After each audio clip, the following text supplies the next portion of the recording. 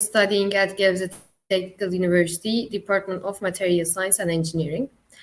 I am a second-year student. I have been working as a secretary in EUROAVIA ISTanbul, Kocaeli, which I have been a member of for 2 years.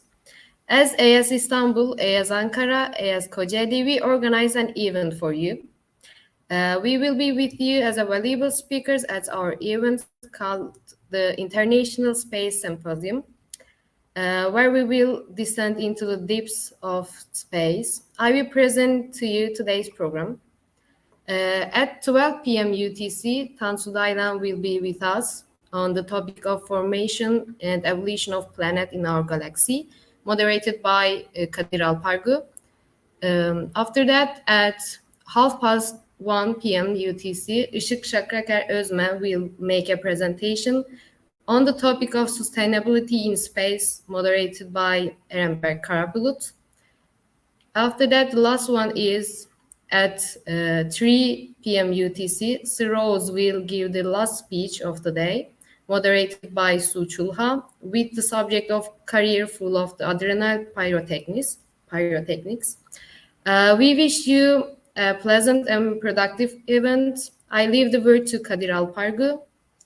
You can continue with your guest. Kadir, are you here? Yes, I'm here.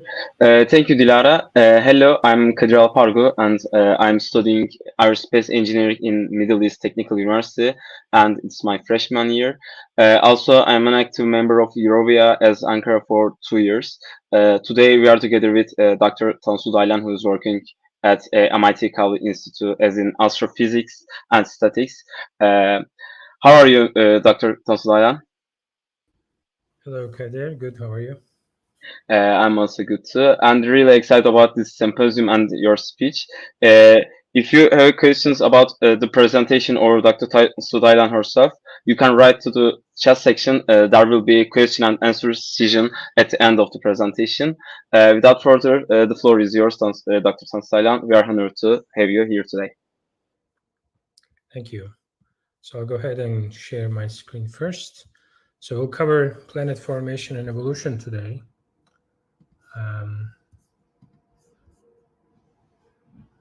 StreamYard is weird. Okay, so share. All right, can you just confirm that you can actually see the screen? Yes, we can. Okay, good. Yes, so we'll cover formation and evolution of planets in the galaxy today.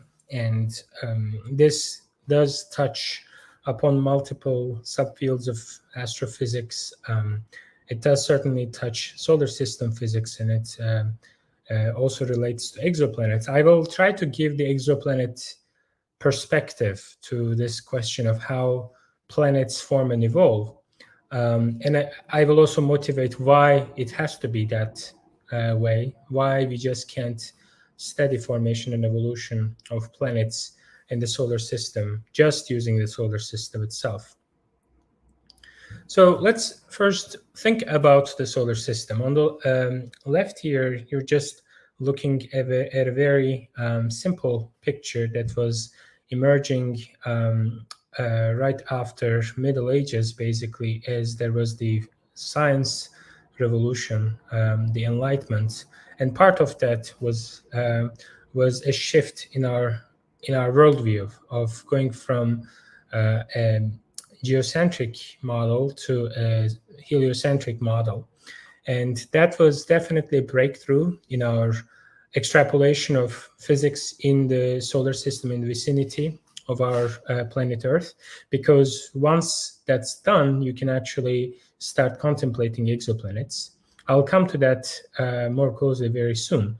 On the right here, you're looking at the carpet in our Department of Astrophysical Sciences at Princeton. And this carpet is kind of interesting because it puts all objects in the observable universe on a log scale along the corridor.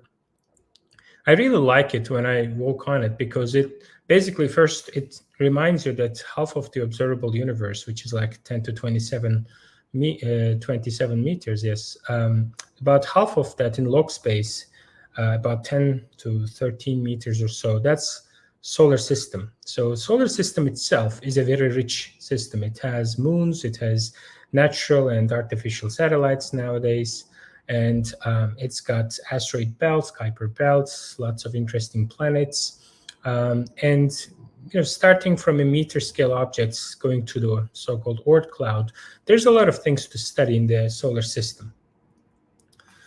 However, that's not the whole story. There's a lot to understand and contemplate about how the solar system might have looked like billions of years ago. And that's because we want to understand not just the material content of the solar system as it is now, but how it evolved over time, and most importantly, how it came into existence. And there are multiple ways we think about this problem in the contemporary astrophysics. First, there's the idea of gravitational instability, which is the idea that if you have some gas and dust, cloud of gas and dust, and if you somehow let it cool, it will form fragmentation, and due to gravitational instabilities, it will essentially condense into stars. That's how we think stars form, and that's also how we think some of the exoplanets, planets in the universe, might form. I'll come to that very soon. And then there is core accretion. Core accretion is the inverse idea. You go from bottom to top this time, not from top to bottom.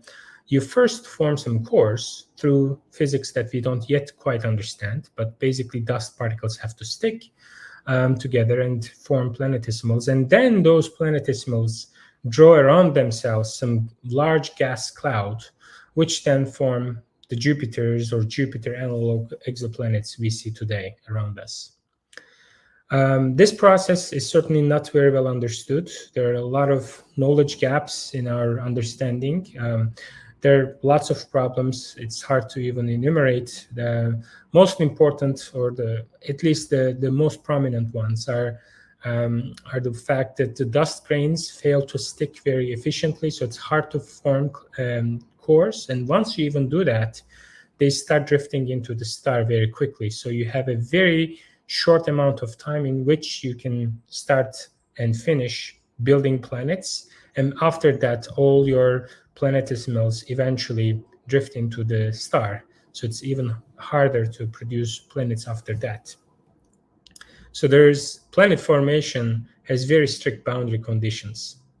Now, let's take a step back. This picture basically shows you, well, along with my daughter, it shows you a copy, a 1713 copy of a very important book that I'm sure many physicists will recognize, Philosophiae Naturalis Principia Mathematica, or Principia for short. That's Isaac Newton's important masterpiece, or magnum opus, you might call it. In this book, he obviously covers a lot of very interesting ideas about dynamics, how conic sections are related to the inverse law and stuff. I guess also the laws of motion. But what I want to actually draw your attention to is an essay at the very end of this important book. It's called The General Scholium. In this General Scholium, he draws the attention to one fact, which is that he basically says, and if these fixed stars are the centers of other like systems, these being formed by the likewise council must all be subject to the dominion of one. That basically it comes to say that if the physics around other fixed stars, basically just talking about the analogs of our sun, if the physics around other stars is the same as the physics around us, then the other stars should be producing the same richness and architecture, roughly speaking, of planets. And richness, we see structural richness, basically diversity that we see around us. And this is definitely a big jump in our reasoning that laws of physics should be reproduced and architecture of the solar system should be reproduced around other stars. And this, in fact, is likely the case. Until recently, we did not have observational evidence that it is so. But now with the discovery of exoplanets and their eventual characterization, we are now indeed getting empirical evidence that that is really the case. Now, even before we jump into exoplanets, there are a lot of data sets we very recently obtained, again, very recently, that point to the formation, at very early ages, formation of other stellar systems along with their planetary systems. For example, here you're looking at a visual from D-Sharp, a recent survey in submillimeters that in very, very high resolution data actually captures how protoplanetary disks and potential gaps in them. As you can see here, there are lots of gaps in these protoplanetary disks. The central object is the protostar, and then you've got some protoplanetary disks with potential planets in them, well, with gaps with potential planets in them. We don't yet see the planets, but we suspect that these are carved out by newly forming planets. And similarly, you can do the same in infrared data. This is one example of that. Again, recent data, and these pictures are lovely. Obviously, they point to the physical mechanisms and the physical state of these protoplanetary disks as they form planets in situ. Now, starting to think about exoplanets, or at least about planet formation from an exoplanetary point of view, what can we learn from exoplanets regarding the planet formation and evolution? Well, exoplanets, as you might imagine, allow us to contextualize the planet Earth, the Sun, or the whole architecture of the solar system. So it basically, exoplanets give us the ability to investigate the so-called demographics of exoplanets. It allows us to approach this problem in a statistical sense. Now, statistical or stochastic is a keyword here because planet formation is a highly stochastic process. It's important to keep in mind that in planet formation, there are lots of random processes that can lead to very different final outputs, depending on how the gas accumulates, fragments, and I guess forms cores. A given gas and dust distribution can give you very different outcomes. So studying this stochastic process as a function of various degrees of freedom that we can control is a very important task. In fact, it's one of the most important goals of exoplanet science today. So there's a lot of things we could start asking questions about regarding exoplanets. I'll just enumerate a couple of them here. There's structural information about planets, their composition, the equation of state, how basically mass and radius are related to each other. And then there is metallicity, age, etc., other variables. There's atmospheres, exoatmospheres, so-called. Again, their composition, whether they contain water, methane, carbon dioxide, carbon monoxide, ammonia, etc. And their kinematics, how heat essentially recirculates on the planet, whether there are clouds, whether they're reflective, etc. There is space weather. This is something that we recently also are very interested in regarding the Earth-Sun couple. How much irradiation planets are receiving and how much of an atmospheric loss that's causing, and how that all ties to the habitability of the exoplanets or planets in general. There's orbital architecture, so how the orbital distances, the semi-major axes of the orbits, relate to each other, if there is any resonances, mean motion resonances, any chopping resonances, how planets potentially migrate. And this migration obviously is a tool we use to understand and explain the current state of certain exoplanets, because there are exoplanets which we think should not exist at the current orbital periods we observe them in. And then there's evolutionary process. Pretty much all the things I mentioned that we can potentially extract from exoplanets, we can study these as a function of time. If we can find different realizations of these planetary systems at different ages, then we can start studying these processes as a function of time. And that's definitely the ultimate goal here. Now, I'm sure many people will recognize TESS, but maybe I should not make that assumption too. So I just gave a couple of, I just want to provide a couple of pointers here to the Transiting Exoplanet Survey Satellite, or TESS for short. TESS basically is an optical survey of the full sky, and it's searching for small transiting exoplanets. I'll just run an animation for you here very quickly. It's got basically 4 cameras. It's space-based. And these cameras individually span about 24 by 24 degrees. In total, it's 96 by 24 degrees in one go. So it's a very, very, very big field of view, as you could imagine. And using this big field of view, you can start spanning the full sky in chunks of hemispheres. And that's what TESS has been doing so far. It was launched in 2018, April of 2018, and started science operations in July 2018. Has been operating for about 4 years by now, and is going to remain in space and operational, hopefully, for many more years to come.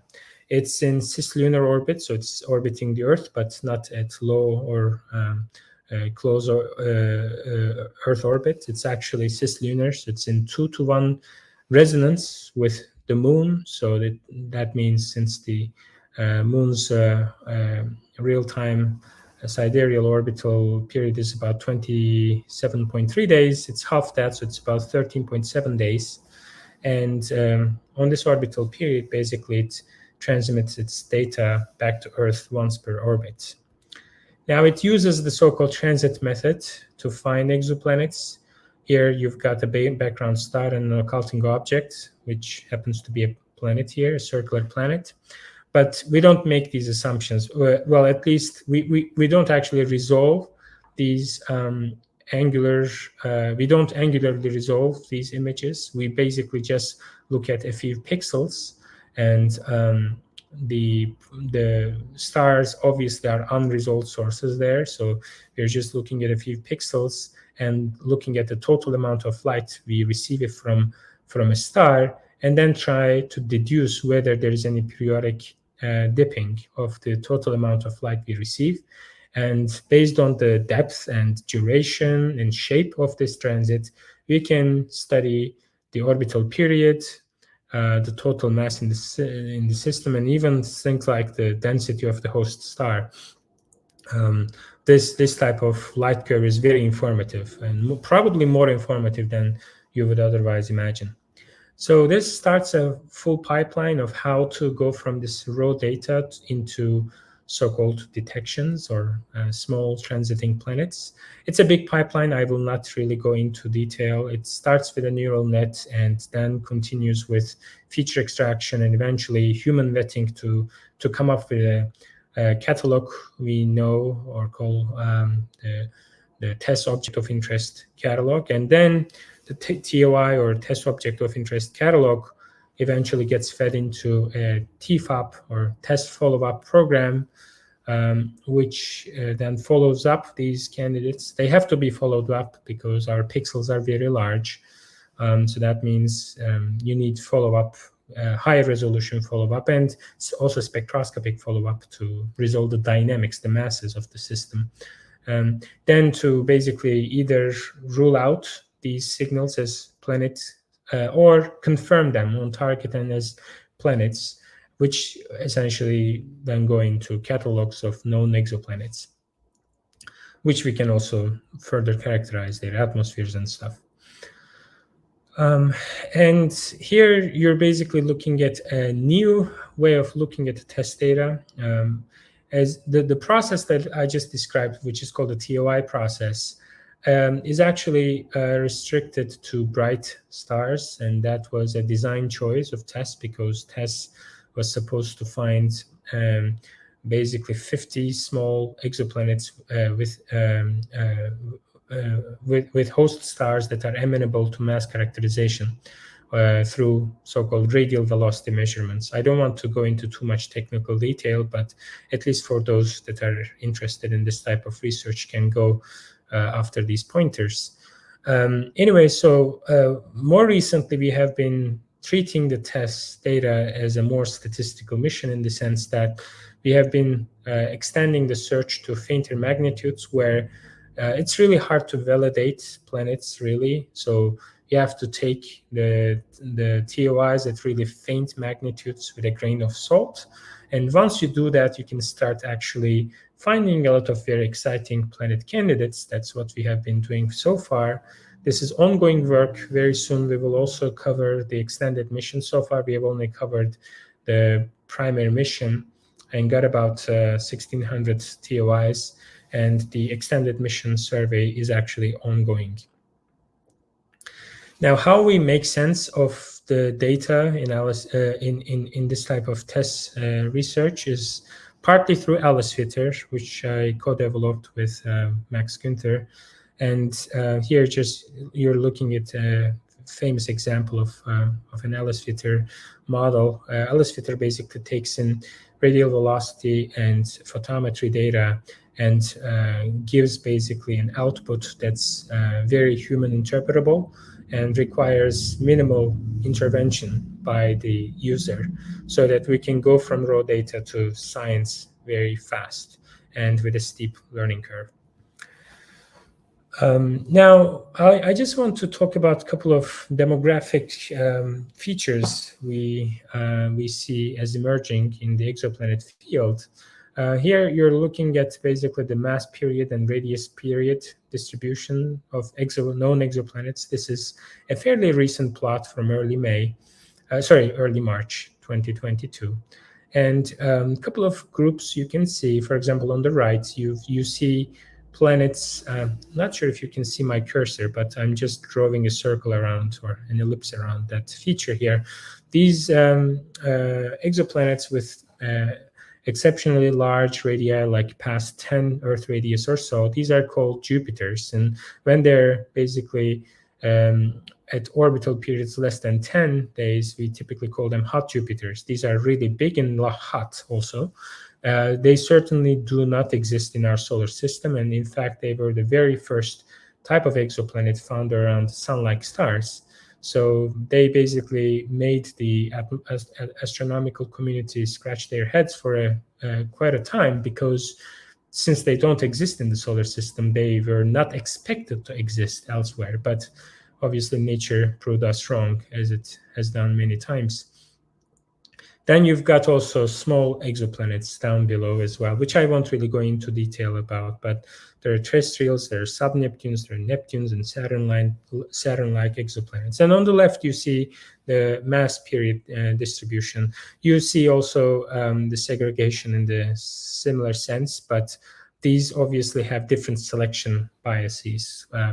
The selection bias of mass is very different from the selection bias of radius when you try to detect with respect to different detection methods enumerated here and color-coded. Unfortunately, I don't have time to go into these in detail in today's talk, because I want to keep the focus on planet formation here. And here you see density and mass distribution and density and radius distribution. As a function of mass, you can see that this is close to a one-to-one function. You can see that very small planets basically start very dense, because these are like iron core and stuff. And then they start building gaseous envelopes around them. And after a certain mass range, they start again building a log G or surface gravity, because they gather a lot of mass around them, and eventually their surface gravity grows again, and eventually they also start producing past 10 Jupiter masses or so. They start producing brown dwarfs and eventually low mass stars. And on the right, you can see the same distribution, but as a function of radius. This time the description is much more fuzzy. Now, to keep the discussion a little less technical, just one bare fact that you might remember from this today's talk is the fact that we know a lot of exoplanets, and currently the number just went over 5,000 very recently on NASA Exoplanet Archive. We all celebrated. We're very happy. The question is, what do we really expect? Is the exoplanet science is it just stamp collection? Like, is it just that we want to find more and more exoplanets? Well, it's really beyond that. In fact, more recently, it's really about finding first rare or exceptional exoplanets, and also finding exoplanets in a statistical sense, so that we can start doing demographics. Here you see the differential number of exoplanets discovered per year. This is pretty recent. You can see, March 2022. We even have detections in 2022, but you can see that we have these two big peaks from Kepler era. We are not reproducing the Kepler era because Kepler was really a statistical mission. It had small pixels, so many of the exoplanet signals they found were eventually possible to be statistically validated without follow-up. That is not really the case for TESS. So the TESS yield is, which is making up a big fraction of this green bar here. TESS yield is more humble, but definitely the type of exoplanets found by TESS are more amenable to mass characterization and atmospheric characterization, and certainly are higher profile targets for JWST follow-up. Now, a couple of trends about exoplanets in general. One thing we know is that exoplanets, or one thing we kind of suspect might be the case, is that the exoplanets with higher, or exoplanetary systems or stars in general with higher metallicity tend to produce more planets. And this might resonate with what I was just talking about previously, because in core accretion, you need some kind of a core in order to eventually produce these planets. So higher metallicity basically might allow you to do that. And there's also the metallicity mass relation, which you might also know from solar system. For example, in the solar system, let's start with the solar system. You've got 4 giant planets, outer planets, and then you've got 4 terrestrial inner planets. These terrestrial inner planets have higher metallicity, and slightly larger ones, the Uranus and Neptune, basically have slightly lower metallicity, and Saturn and Jupiter have the lowest metallicity. So basically, mass anti-correlates with metallicity. And this is also something we see in exoplanets as well, although with a larger scatter. So this larger scatter is interesting because it allows us to, again, contextualize the solar system. It allows us to put the solar system in the much bigger picture of planet formation and evolution in the galaxy. It makes us ask questions about, what's the underlying physics that causes this scatter when you look at exoplanets. What is it that's causing this scatter around the mass metallicity relation? And then there is the radius valley. This is something that if you ever do research or reading on exoplanets, this is probably one of the most prominent, most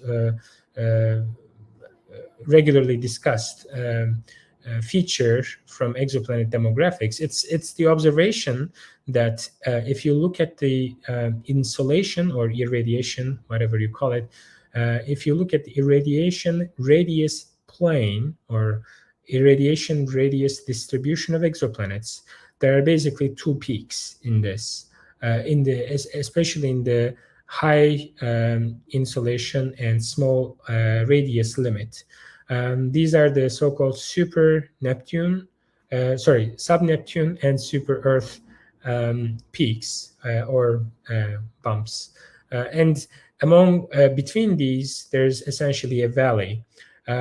Sometimes it's also called a gap, but I think it's a misnomer because it's not literally a gap. There are exoplanets in between. In fact, they are very interesting. They might be transitionary. But there are certainly exoplanets in between. So that is, I think, more, it's a better way to call them, call this feature a valley. But basically, looking at this distribution, one really wonders, what is it that separates a super Earth from a sub-Neptune? Now, we don't know the exact answer to this yet, but there are lots of ideas. There are lots of ideas as to how we could even produce such things, like photoevaporation, the amount of insolation it receives, high energy insolation it receives, might be carving out this exoplanet valley around super Earths and sub-Neptunes. Also, structurally speaking, it is thought that super Earths do not have extended primary atmospheres around them. They might have outgassed secondary atmospheres, but sub-Neptunes, on the other hand, are likely to contain primary atmospheres made of essentially hydrogen and helium. You may wonder, what is it then that tells apart sub-Neptune from the Jupiter and Saturn or Neptune that we see in our solar system? We don't yet know. It is possible that sub-Neptunes are just failed Jupiters, that because there's not much gas around, when they go core accretion, obviously they want to go runaway accretion. They want to accrete all the gas there is around them. But if there is no gas around them, or if there is limited amount of gas around them, maybe they just fail or stop runaway gas accretion, and they just have a limited amount of gaseous envelope around them, unlike our gaseous giants. And one other obvious difference is that they're much hotter. This bifurcation into two groups is only visible at close-in exoplanets, so they're very, very hot, much hotter than compared to our outer giants. Now, there's also structural characterization of exoplanets, where the lines are, I think, much more blurry. If you look at the radius and mass distribution of exoplanets, you see interesting structure in terms of their density, how the density depends on mass. We think there are multiple subgroups here. Those that might be potentially made of water, like I'm talking about potentially 100% water. I mean, yeah, this plot is very crowded, I would say, but you can see that there are certain points consistent with having a large extended gaseous envelope as well. There are planets consistent with just having Earth-like composition, some mixture of iron and silicates, and there are also some exoplanets consistent, or at least roughly consistent with being almost like fully iron, which is kind of interesting. Now, one thing that's important to understand is that in order to understand the question or investigate the question of how this radius valley I was talking about might have been formed, it is important to look at young systems, because when we look at just the old systems or evolved systems, and by evolved I really mean anything older than like 500 million years old or something like that, then you reach a steady state, and the star gets old, so it's not really emitting a lot of high energy UV photons anymore. So the atmospheric escape rates are already baseline by then. So what might potentially be creating such a valley is irradiation in the first 500 million years, and potentially even on the shorter tail of that time interval.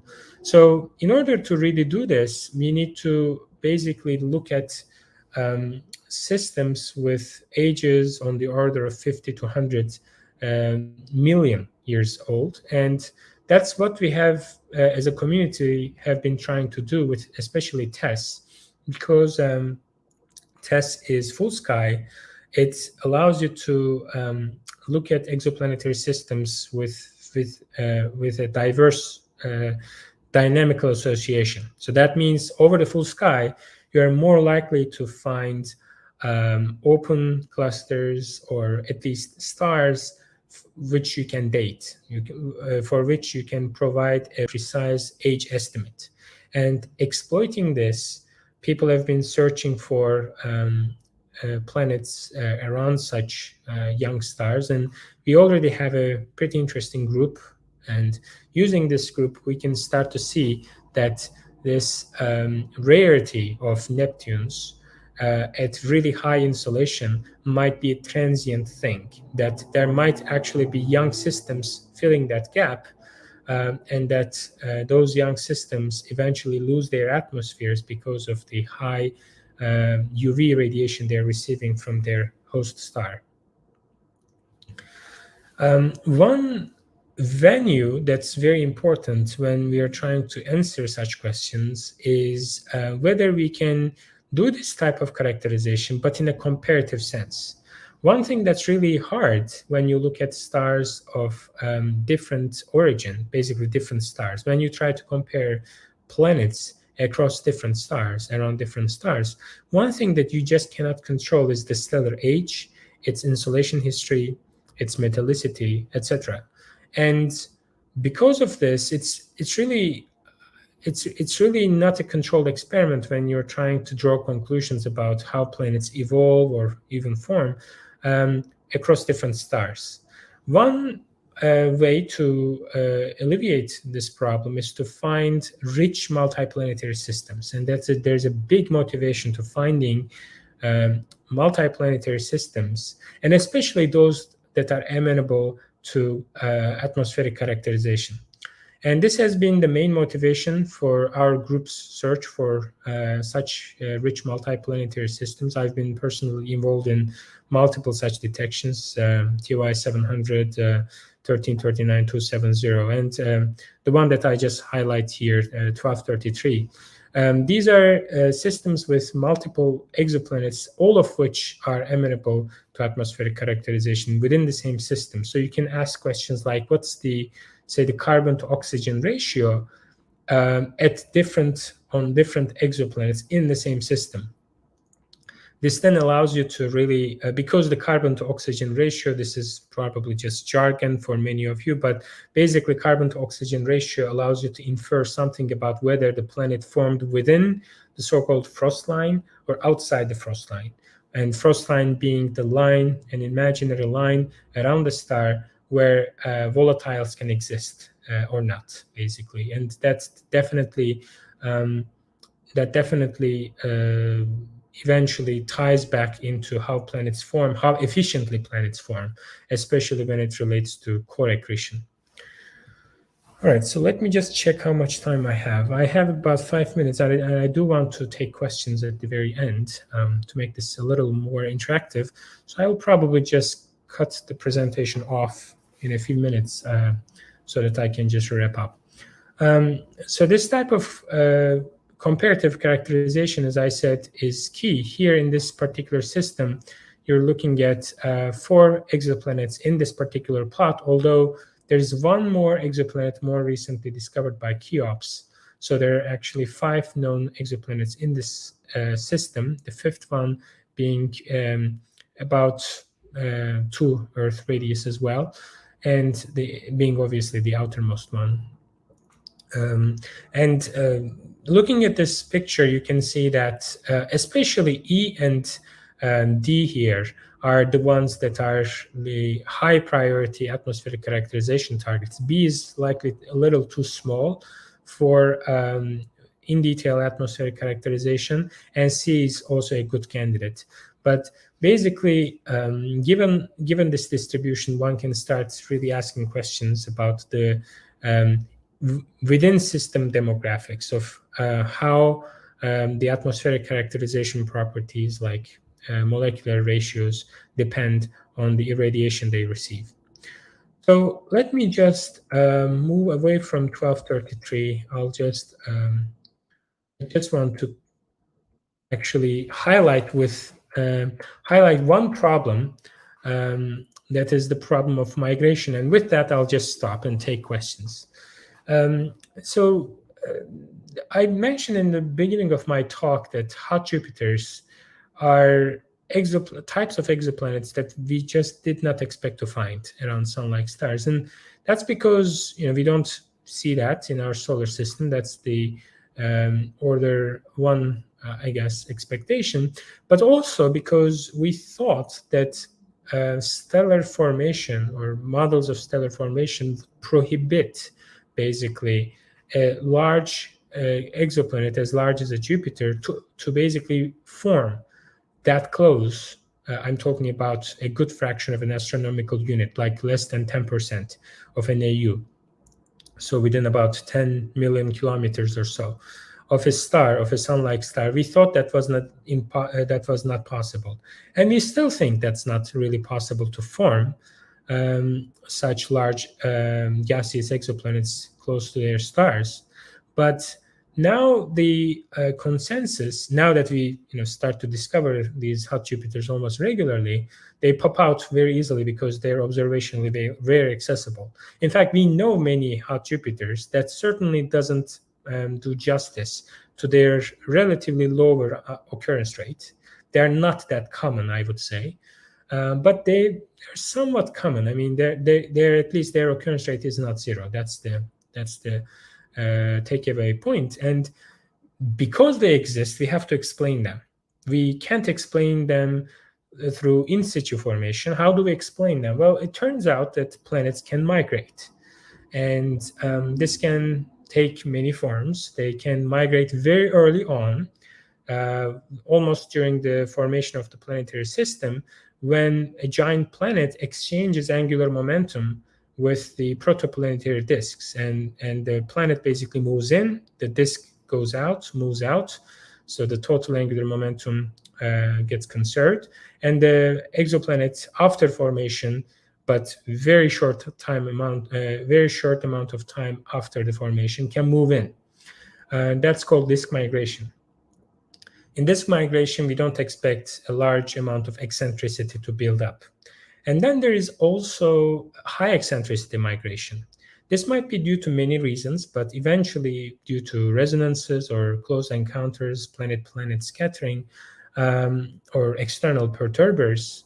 Basically, a hot Jupiter, a Jupiter can gain very high eccentricity, and eventually, again, this is probably something that's beyond the scope of today's talk, but they can lose energy. There's basically so-called tidal dissipation. Unfortunately, I don't have time to explain these, but they can lose energy. That's the main takeaway message. And once they lose energy, their orbit circularizes around the star, and they basically can reproduce the hot Jupiter population we see around us today. So with that, I'll actually just stop and take questions. My watch basically shows 45. So let's stop here and take any questions that the audience might have.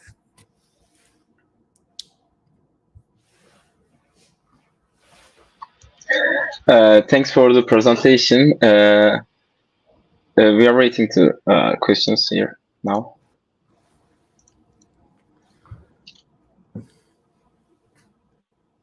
Okay, it came.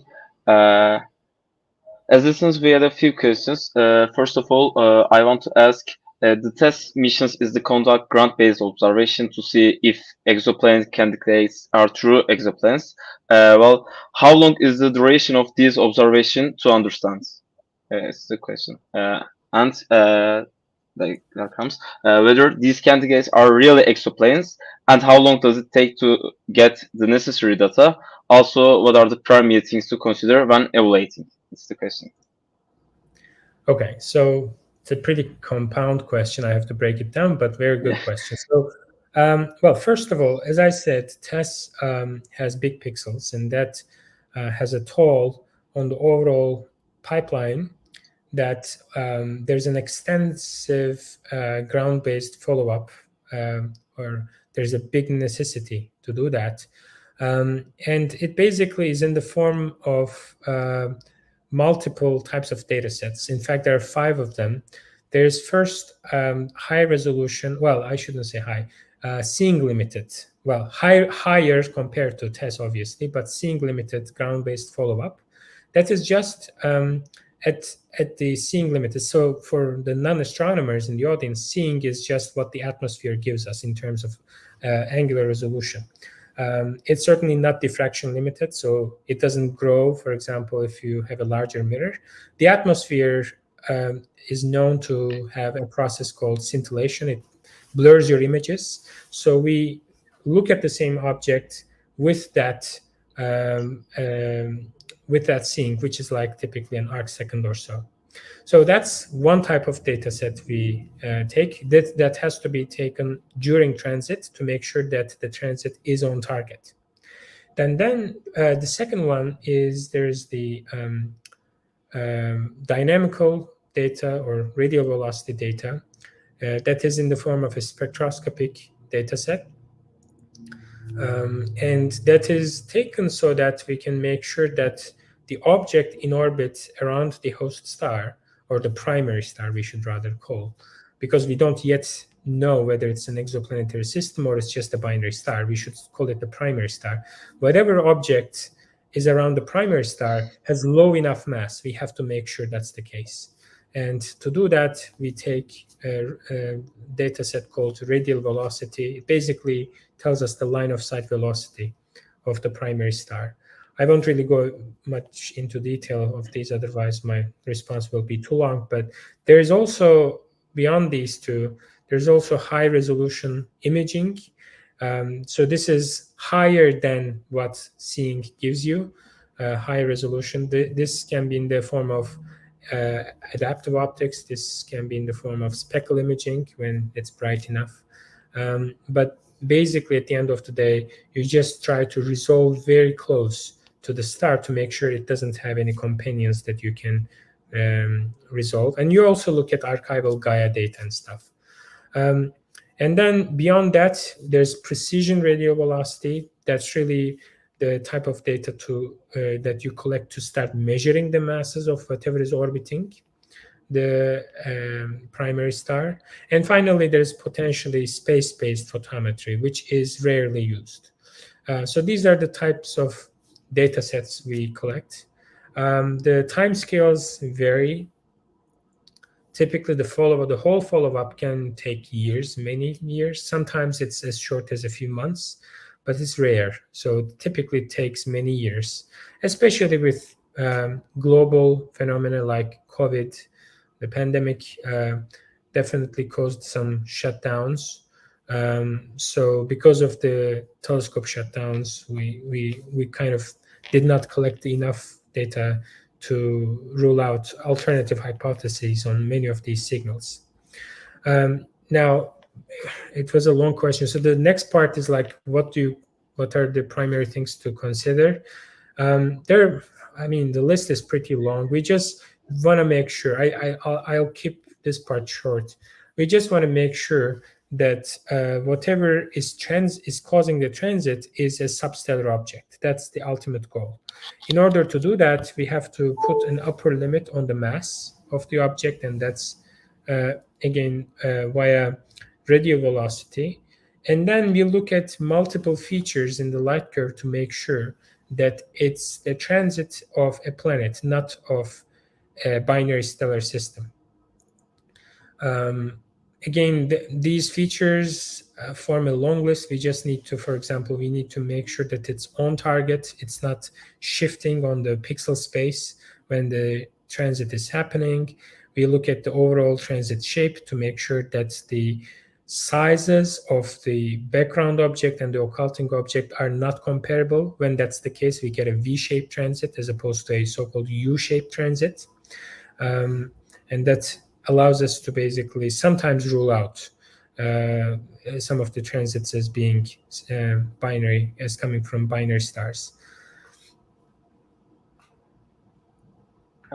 Thank you for the answer. There was one more question. What kind of information can we make about the formation and development of the solar system by making observations and evaluations of tests on other planets in our galaxy? Right. So I tried to give basically rough answers to this throughout my talk, but basically just to summarize, overall, I would say that TESS and other, I guess, transit and radial velocity surveys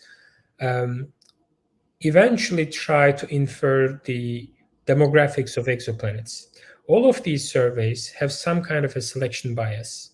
So our resulting catalogs first are not pure, so there's impurity. But beyond that, there's selection bias. So even if all of the exoplanets you detected were real, even if that was the case, you're not really probing the underlying occurrence rate. You're just probing the underlying occurrence rate convolved with your selection function. So undoing this selection effect is one of the main goals of these surveys. And once you have multiple surveys, each of which has a selection bias that you have to undo, eventually you bring these together into a so-called occurrence rate space as a function of radius, mass, metallicity, age, irradiation, etc. And then you start studying exoplanets as a function of this demographic space. And it is this space that really tells us about something about planet formation and evolution. From the other side, theorists come up with very interesting ideas about how to explain features in this occurrence rate space.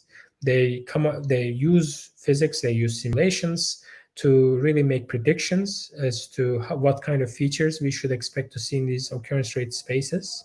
And eventually, it's really the art of bringing together the occurrence rate constraints and these models to test them, to rule out those that are inconsistent with the features we observe in the occurrence rate space, and also just confirm, at least for the moment, and then refine those models that pass the tests.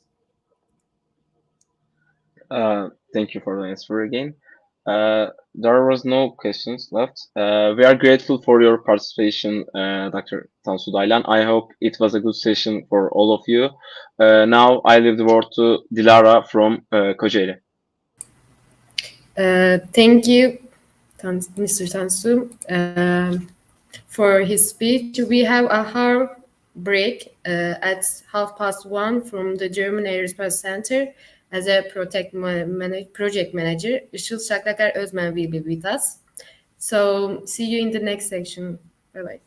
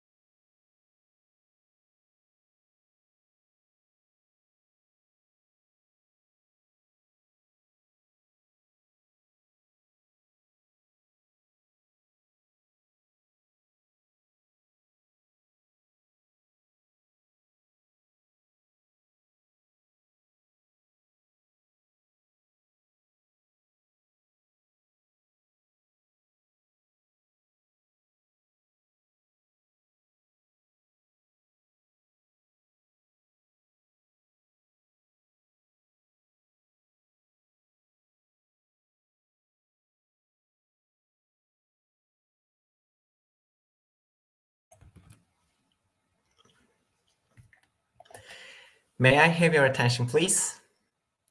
Because our second session is about to start. Hello again, dear viewers. Welcome to our second session. This is Eren Karabul speaking. I'm a first-year aerospace engineering student at Middle East Technical University and a fresh member of EUROAVIA Ankara. The rules for the first session apply to the second session as well. Don't hesitate to ask a question. They will be answered after the presentation. Our next speaker is an eminent graduate of ITÜ Aerospace Engineering who works as a project manager at the German Aerospace Center. We are elated and excited to have you here today, Dr. Shakrakar. How are you, Dr. Shakrakar? Are you able to hear us clearly? Yes, and do you hear me? I hope so. Yeah, we can hear you. Okay, perfect. Thank you for honoring Yes. us with your presence. The floor is yours. Thank you very much. I'll try to share my screen now.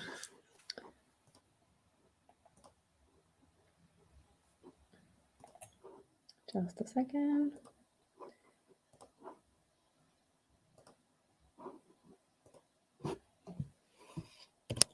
Okay, can you see my slides? Yes or no? Because I cannot see you anymore. We can see it, yes. Okay. We have perfect. in the title screen. Yeah, exactly. Okay, so as Eren said, I'm also a graduate of the Istanbul Technical University Astronautical Engineering department, and yeah, so I traveled a bit around and then ended up in German Aerospace Center about 5 years ago. And right now I mainly work on space debris mitigation. So this is a part of sustainability in space, and I'll give you a little talk about it and then we can get some questions. But before I start that, I wanted to talk very briefly about the German Aerospace Center.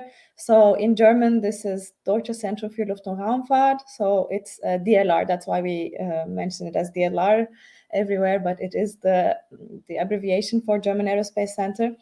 And so DLR is acting as both a research institute on 6 different areas, so aeronautics, space, energy, transport, security, and digitalization. But DLR also acts as the space agency of Germany. So we're distributed around the entire Germany, and I work in Stuttgart. So we have almost 55 institutes and almost 10,000 people work at the DLR. So yeah, our institute is called Institute of Structures and Design, and yeah, my location is in Stuttgart. So before I start talking about the sustainability, I want to show you a little movie. I hope that the sound will reach you. So if not, please warn me, then I started. Space makes you think of alien worlds? Far away from us and our daily lives. Are you sure? Let's take a closer look. A large number of satellites orbit Earth today, with many different functions. Navigation, communications, time synchronization, and the observation of our planet. Too abstract? Okay. What would a day without space systems look like? Without GPS or Galileo satellites, our mobility would be severely limited. Navigation systems would not work. And public transport? Without reliable satellite data, there would be chaos. The global transport of Cool.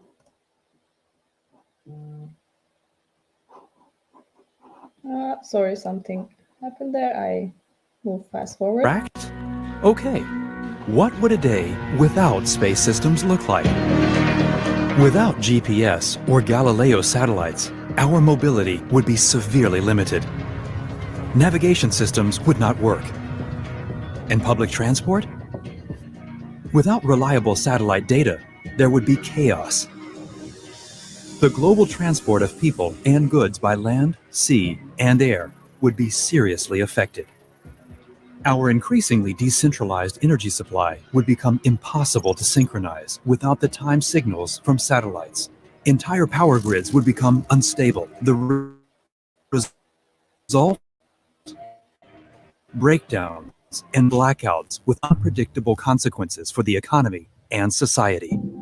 We are also dependent on reliable communication. This would not be feasible without space infrastructure. That includes communication with friends and family, news, live broadcasts, radio reception, reliable sources of information. Everything would be greatly limited, throwing us all back into a long-gone age of communication. The police, fire brigades, relief services, and armed forces would lack the infrastructure to communicate without interference and to precisely determine location. Critical time would be lost in situations where assistance is required. Withdrawing cash at ATMs? Impossible without time synchronization by satellites. Money transfers, share purchases, credit transactions, everything is frozen without a timestamp.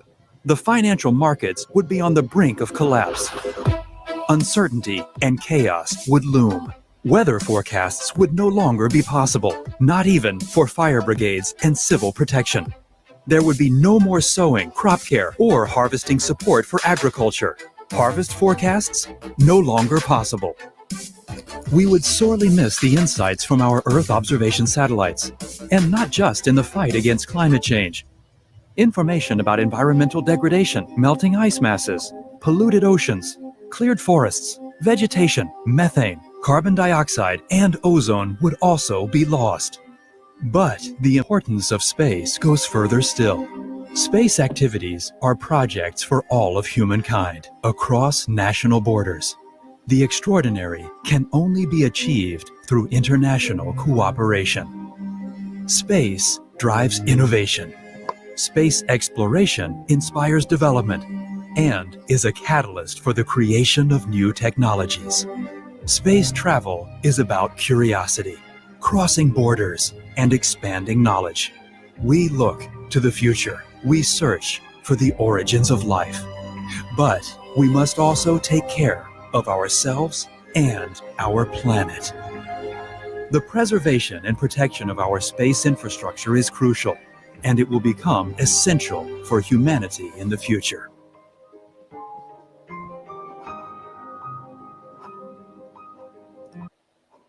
Okay.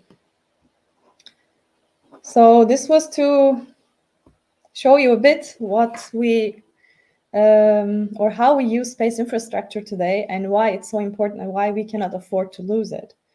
And that's why we need sustainable solutions in space. So it's becoming a very hot topic also in our area, just like in the other areas. And as you may have heard, there is now what we call the European Green Deal, which means that Europe will try to be a carbon neutral continent by the year of 2050. So space sector is no exception to that. Of course, we also have to prepare from now on to reach that goal. And when we talk about sustainability, I know it's a buzzword, but it's actually quite important. And what it means, so the meaning behind is, we should ask ourselves the question, can we do this activity forever? And the answer for space right now is no, just like in many other areas. And to change this, to change actually the mentality or the way of working, we cannot act as one company or one institution or one country. We have to act together, as it was also mentioned in the video.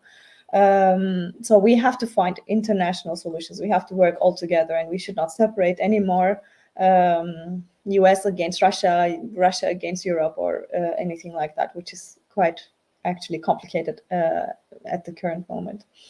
To reach a sustainable space, we actually need to work on three main areas. Of course, this could be redefined in different cases, but I'd like to summarize it this way. So the first one is we need sustainable missions. So the missions themselves have to be sustainable to begin with. Secondly, we need a legal framework behind this. And the third one is we have to solve the existing space debris problem. So let me go into these three main topics today. As I said, the first one was that we have to make the mission sustainable. And to do that, I really like to show this graph from the European Space Agency, who are working so hard on this topic, and they call this the eco-design cycle. And it starts all the way from design. I hope you can see my cursor. So it starts all the way from design, which means that we have to take into account the power consumption of an engineer sitting in front of a computer, or, you know, in the design phase, you might also make some, or also this is also in the production, you might do some breadboard testing, so you have to order some electronics or some materials. And so you have to take into account the pollution that you create, so the impact on the environment when you order this. So it comes by cargo, you know, it reaches you using some sort of energy source, as well as you need a lot of resources as materials, but also the production cost when you order some part from a company. You may also have to produce something yourself. So you have to take all this into account. Then there's a launch one as the third step. So a launch, as we know today, is not the cleanest thing, especially because of the fuels that we use, but there are also a lot of work going on the green propellants, and European Union, from what I know, because I work in Europe, invests a lot of money, as well as ESA. I'm sure it's the same all over Earth. And then there is the use phase. So this is the operational phase. Once your satellite is going around the orbit, you have to work with ground stations. They also have some sort of environmental impact on it. And finally, the disposal stage, which is very important as well, because this is the one creating the debris problem today. We usually cannot clean up after ourselves. So once you send a satellite and you operate it for, I don't know, 5, 10, 20 years, maybe 20, but then you have to dispose of it in a clean way. So all these steps are called the eco-design cycle. And normally, these kind of cycles exist in many different areas of production. And when we assess what is our impact on the environment, we call this the life cycle assessment, or LCA in short. And this is pretty advanced right now when we think of, I don't know, other areas. When you, I don't know, maybe for the cars or so. But for space, we still struggle a lot to do this. So it's quite new for us, maybe not older than 10 years. And we still cannot assess the total environmental impact that we create when we have a space mission. So this is a big area of work that a lot of people around internationally are working on.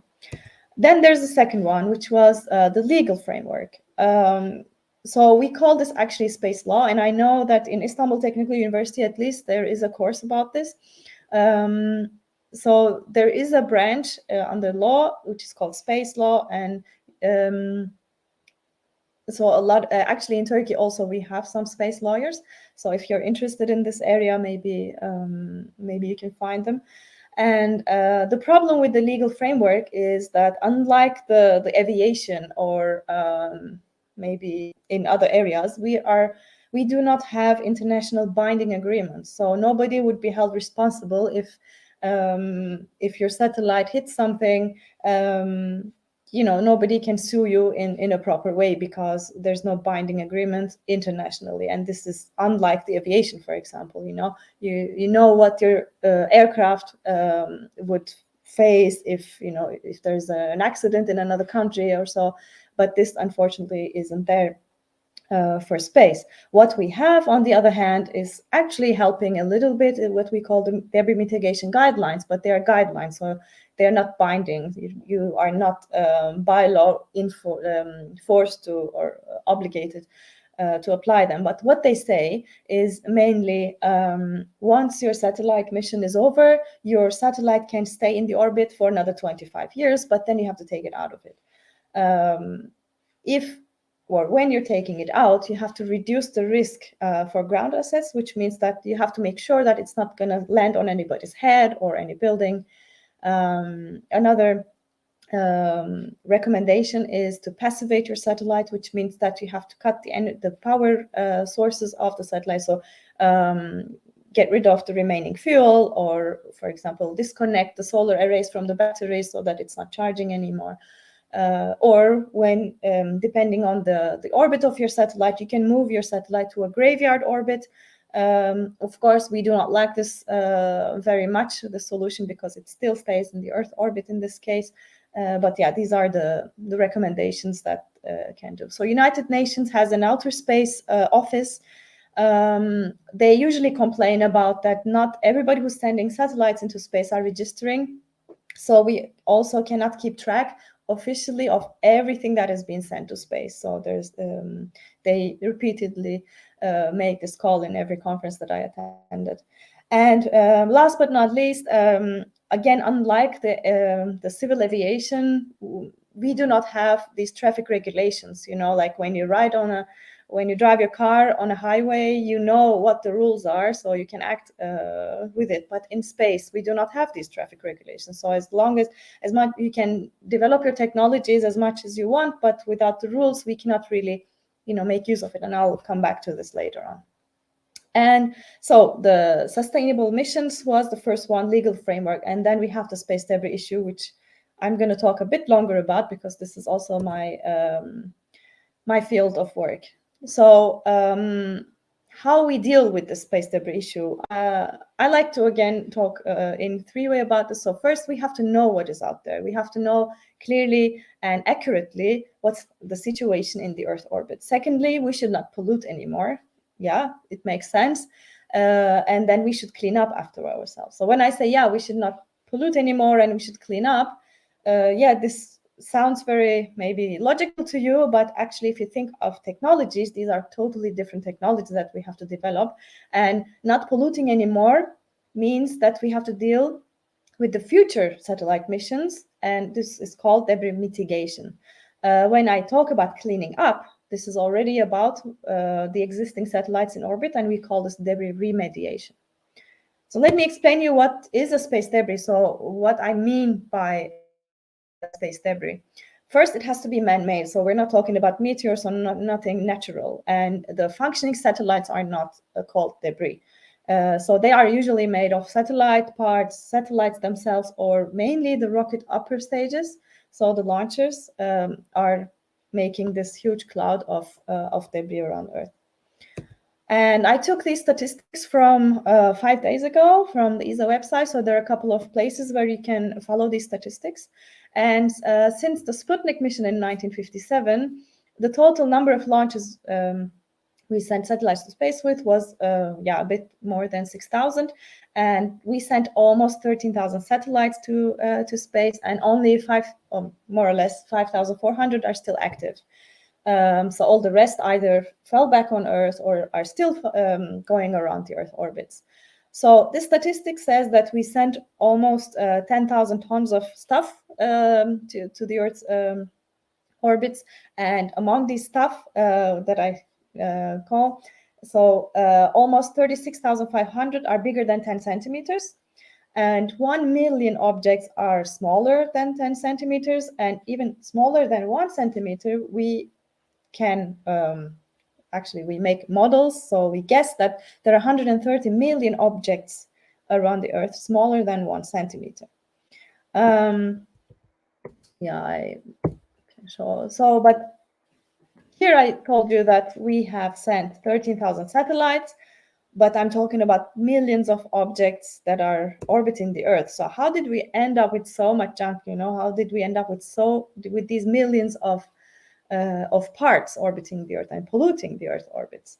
So, of course, first we launched too many satellites, and we keep launching them. Like Elon Musk, Jeff Bezos say that they will launch thousands more, which is like a nightmare for us. But yeah, but more technical reasons behind is so space environment is harsh. You have radiation and you have a lot of thermal cycles. So you face the sun, you heat up, and you go behind the Earth and you cool down, and this happens repeatedly. So then explosions can occur.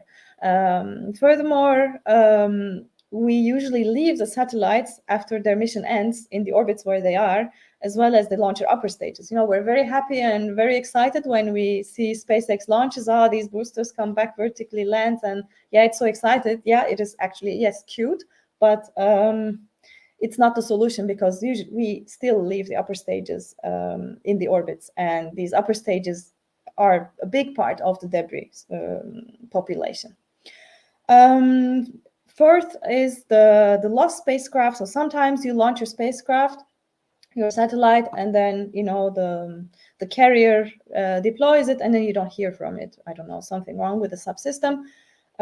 Or it could also happen during your operations, and you cannot reach it anymore, you cannot control it anymore. So yes, it becomes debris as well. Collisions happen even if we're talking about a huge volume around the Earth, and yeah, it's a low chance, but it happens. It had happened, and it can still happen. And when we have collisions, I will show you some images later on, that it creates a big cloud of debris around.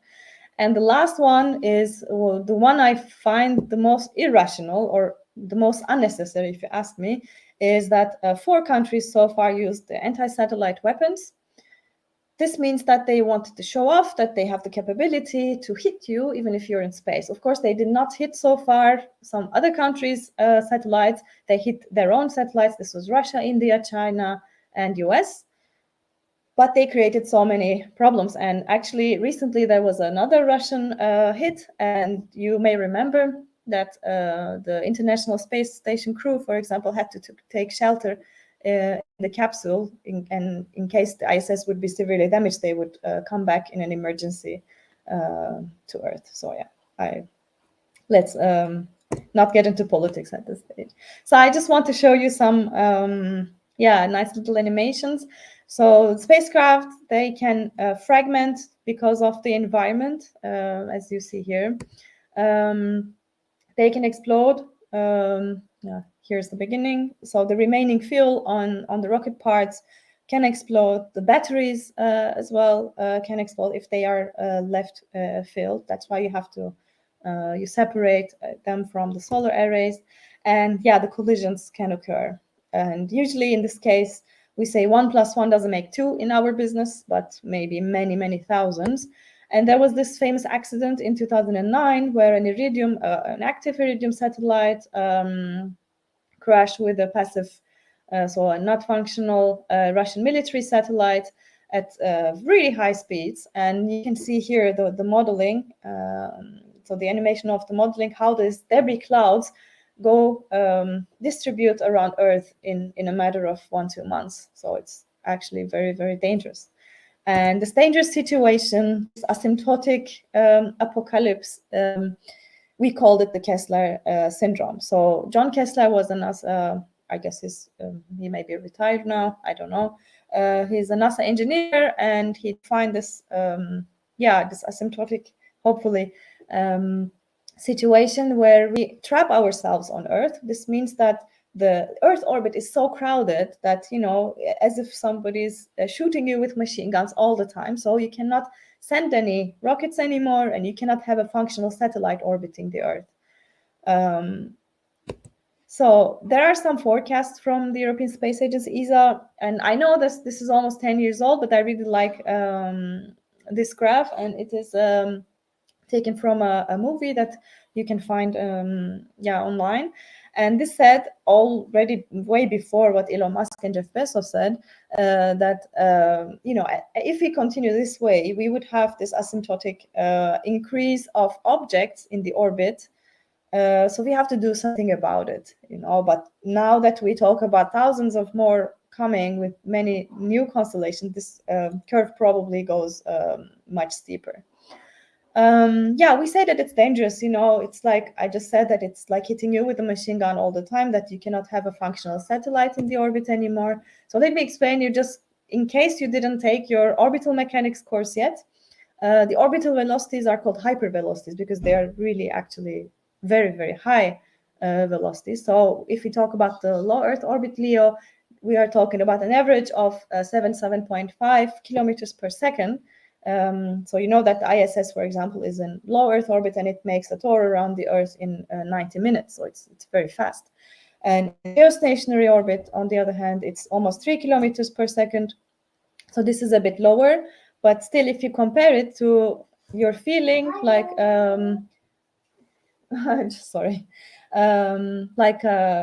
for example, if you shoot a bullet with a gun, this would be almost 10 times lower than the LEO orbital velocities.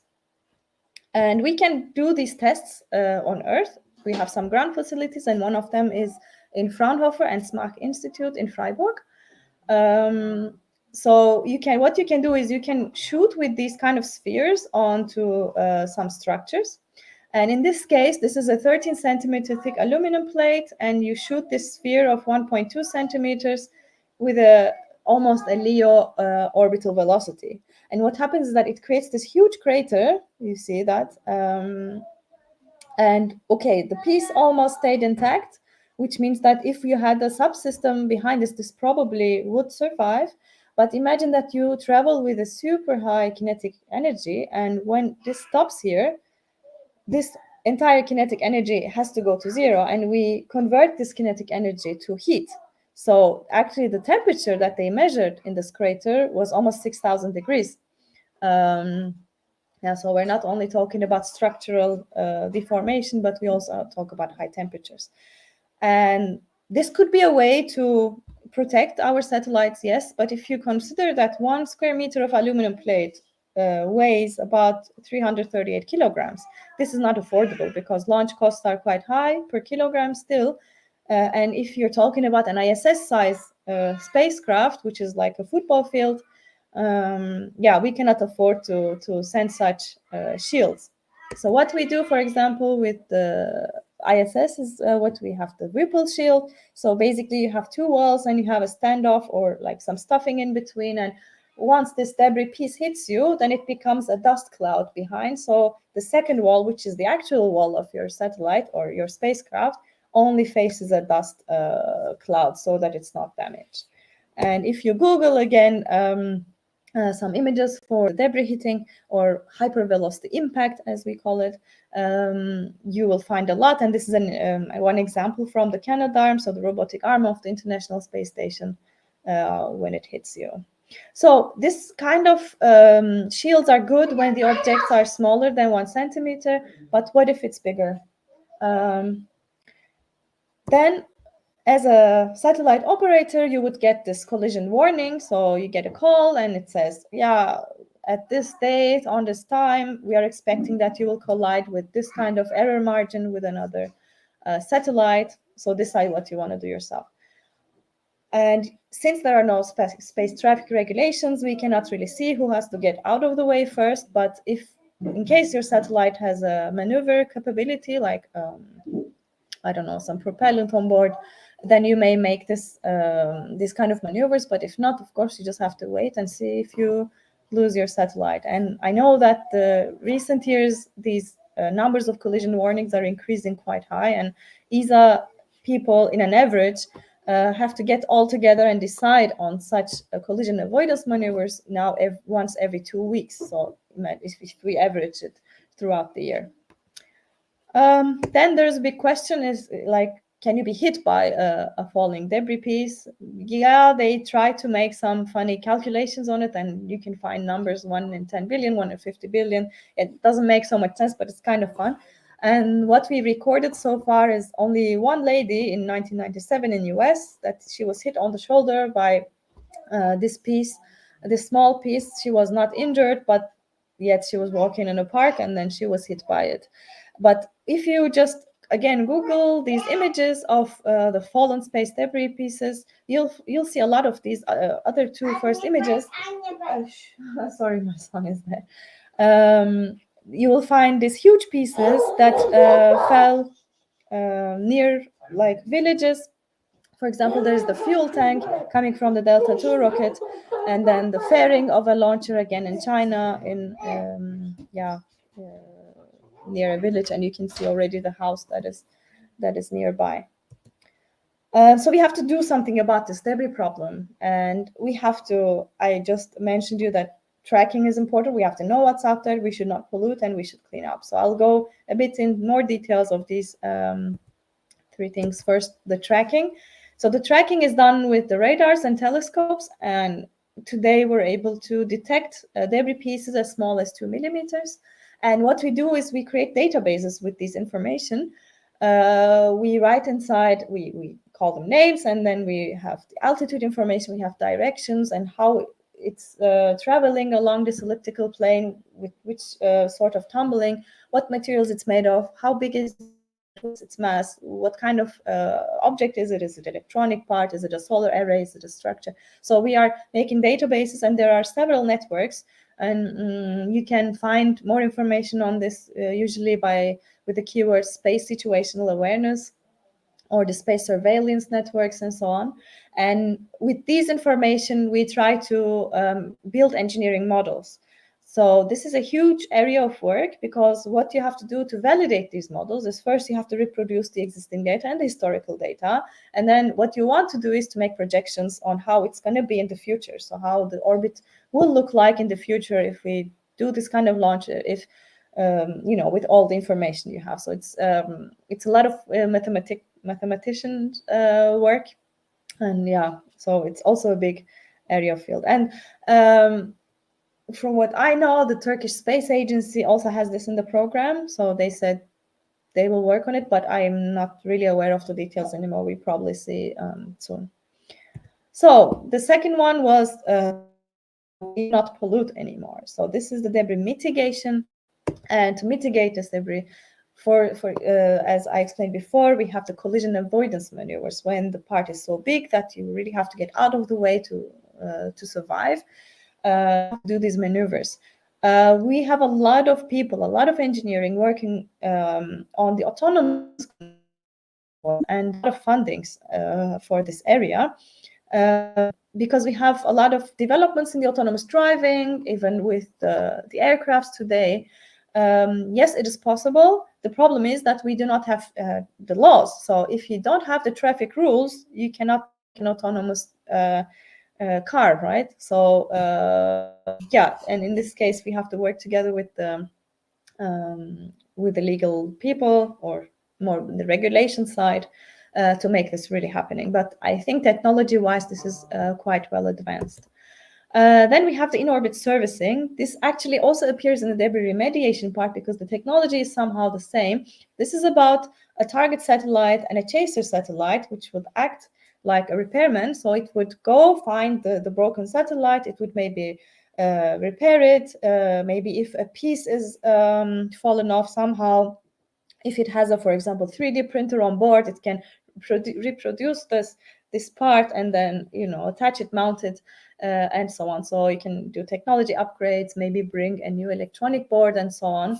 Unfortunately, this is let's say not happening actively yet, but it is still on the technology demonstration phase, and it of course needs to have the capability of very advanced rendezvous, especially if we're talking about the existing satellites in space, because you could put markers so that these chasers find you easily, but you can do this for future missions. You cannot do really in the existing ones. As I said, this technology will appear in a bit in the active debris removal part. And one of the debris mitigation guidelines was that you have to remove your satellite from the orbit it's maximum 25 years after your mission ends. We can do this in different ways. We can do this actively or passively. Actively means that you use your remaining fuel to change your orbit. You usually reduce your altitude, and then you can fall back on Earth much easier. So, for example, the European ERS-2 satellite that you see on the left had done this. So it reduced its altitude about 200 kilometers, and it's going to re-enter the Earth in 15 years. Instead, it would re-enter in 200 years if it was left alone. And on the right side, you see the passive deorbiting mechanisms, and there are many more of this, and it's really like up to your imagination.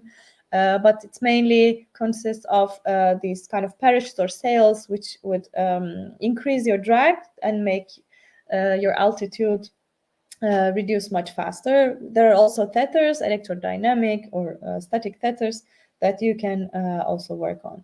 But once you deorbit, what you have to be careful is where you land. And the orbiting is also happening in two ways. You have controlled entry, which is usually the case in missions like IXV, for example, that you see on the top right, or uncontrolled. So controlled entry means that you target a landing site. Of course, you still have a margin, but even this margin should not pose any risk to existing ground infrastructure or people. And it's quite difficult, you know, like because there are a lot of parameters that can happen. Like, I don't know, with the wind, you could end up somewhere else, especially if you start from somewhere in a high altitude, because IXV was just a suborbital flight. But I just wanted to show you how it was, and I could only find this visual. So it's quite expensive and hard, to be honest. So what you want to do is usually the uncontrolled entry. So you don't know where you land because you plan not to land. You want to burn on your way down during the atmospheric entry. And to do that, you have to design your satellite so that it has to endure the launch loads or the orbital loads, you know, all this radiation and the thermal cycles, or the vacuum, but it has to burn down all the way down. So it's a bit contradictory, but we call this design for demise, or D4D in short. So this is the physics behind this is atmospheric entry. And here's a video of it while I explain you. So when you say re-entry, this is hypersonic aerothermodynamics, because you're dealing with very hot flows. So you have plasma flows impinging on your body. And this is actually my expertise. I did my PhD on this matter, but when I did my PhD, we wanted our spacecraft to survive this entry. And now I work on destroying them and making sure to destroy them. So it's kind of, the opposite what I do, but the physics behind are the same. And so you have to design your satellite to demise. And to increase the demisability of the satellite, there are a number of parameters that you can play with. Of course, you can play with the altitude, but with the orbit, but you cannot always choose it because your mission objectives will define this. But you can play with the materials. You can change the shape. You can, change the way you design your entire system. But you have to do this from the beginning. And and as you see in this video, that one piece had actually survived, and this is usually called the critical items. And reaction wheels or the titanium fuel tanks, for example, are the ones that usually can reach the ground. And this is usually what we see on this fallen debris news, that it's a fuel tank most of the time, either from a satellite or somewhere else. And so we're trying to redesign how a fuel tank would look like, so that it doesn't reach the ground.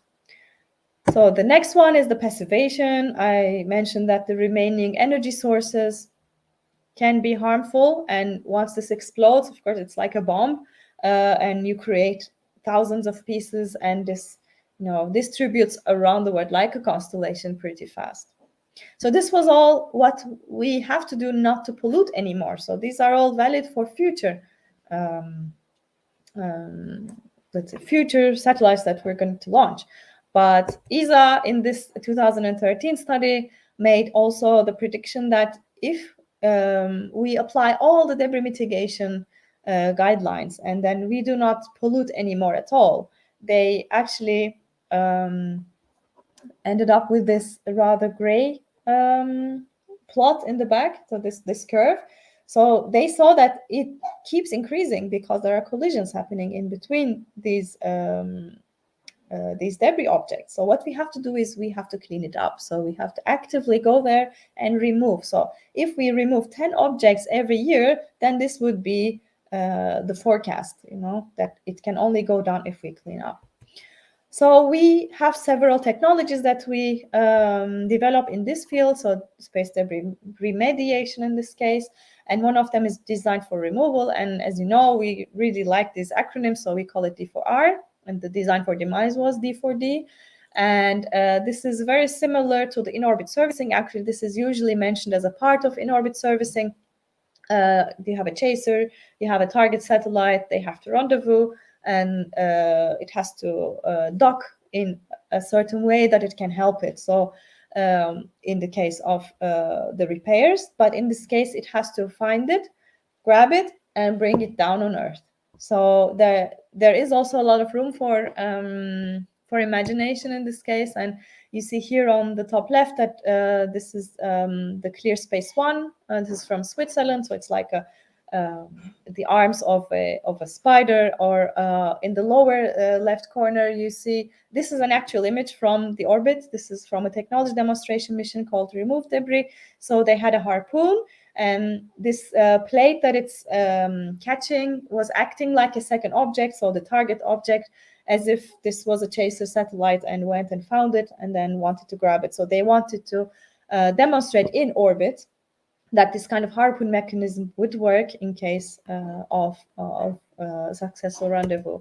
Otherwise, they also tried on this Remove Debris to send a web and catch it, and both concepts were successful. Clear Space One is still in making, so I don't know when they are planning to launch, but we also hear a lot, like the Astroscale company, for example, they had a magnetic system. So there's a lot of room for imagination here. And I always say that even high school students could do something about it. They could come up with a concept and try to do some little experiments on it.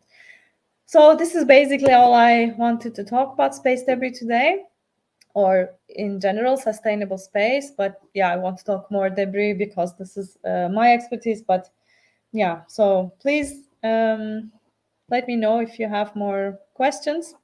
I will stop sharing my screen so that I see you. Thank you for your presentation, Dr. Şakrakar.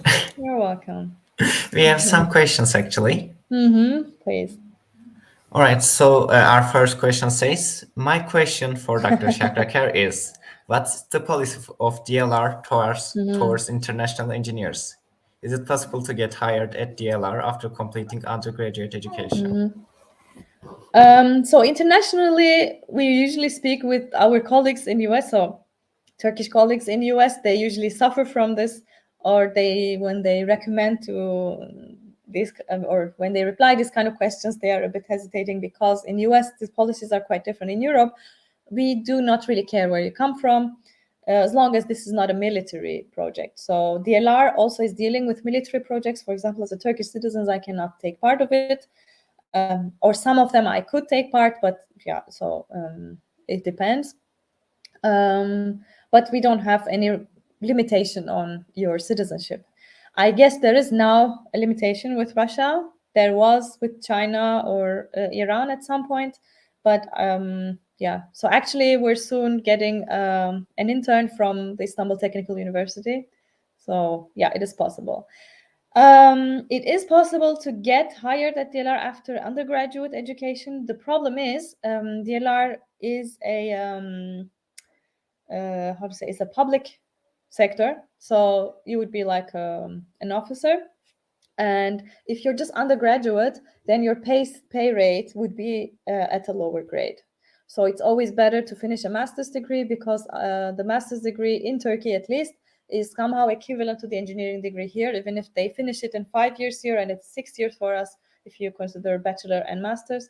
So it's always better for us, at least in DLR, to come after the master, so that you're you're paid well.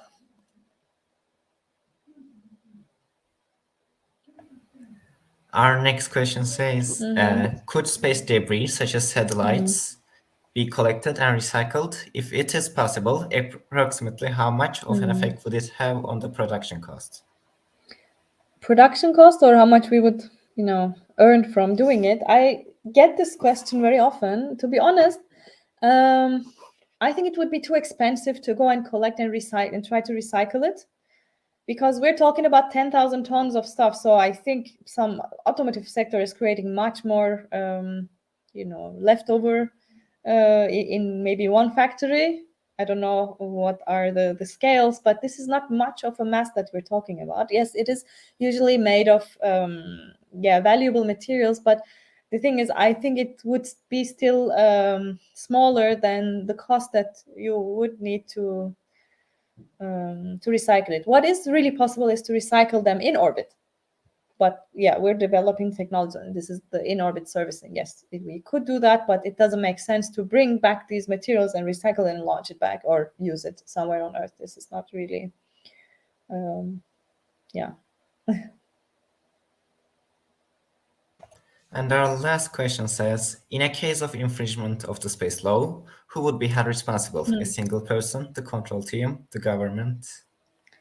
Yeah, I think a space lawyer should reply this question, and I think this is a very gray area. They probably cannot answer this, but they could probably give you more accurate examples that I cannot. So I'm sorry for that, but it's yeah, I cannot really answer this question, and it's really vague. Like I don't think there's a concrete answer at the moment because there's no agreement. I don't know if there is someone who can reply, if there is a space lawyer among us that can reply this. We don't seem to have any other questions. Please submit your questions from YouTube live stream if you have any. And thank you for your time and presentation, Dr. Shakrakar. Thank We are you very for grateful. inviting.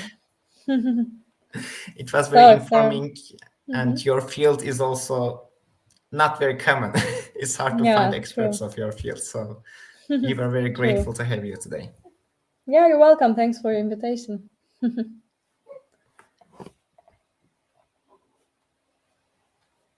So, no more questions then? Oh, We are gosh. getting positive comments.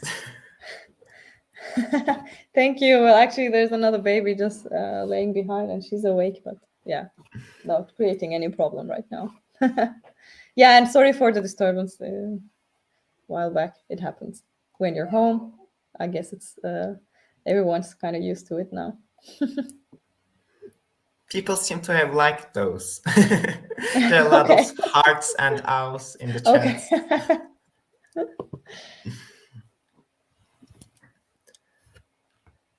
Well, then, if there aren't any questions, we can conclude our program here. Yeah, thank you very much. And I wish everyone good luck and that you can always reach me if you want to ask something more or if you think of some other question later on. Yeah. So I wish you a great rest of your symposium. Thank you.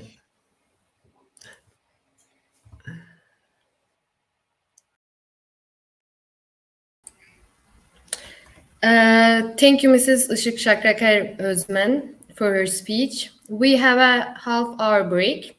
At 3 p.m. UTC, Siroz will be with us from NASA as a Pyrotechnics System Manager. So see you next section.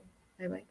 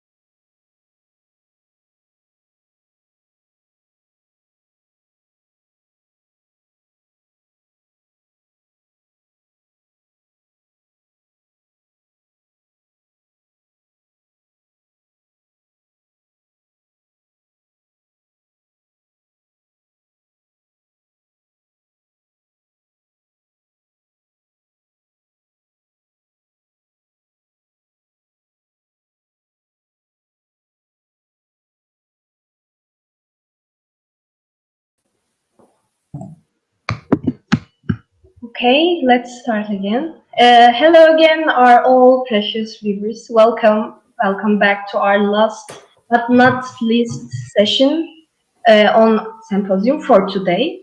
I am Su, second year bachelor degree astronautical engineering student in Technical University of Istanbul. Attention, please don't forget to write down your all questions. They will be answered by our representatives after the presentation. Mr. Oğuz is here with us. He works as Pyrotechnics Systems Manager and also leads a multi-center pyrotechnic team for commercial crew program. Mr. Oğuz, thank you for your coming. Thank you. Can you hear us clearly right now? Yes, I can. Okay, let's start then with our first question. Basically, who is Sir Oğuz? Who's serious? Good question. Yeah, it's me. Yeah, like you mentioned in your introduction, I work as a pyrotechnics system manager in the commercial crew program at NASA Johnson Space Center. And actually, to make it a little bit easier for the audience, I could actually share, a few charts about who I am and what schools I went and my career. That probably would be easier than just looking at my face all the time. Would that be okay? Let's see. Sure. Yeah.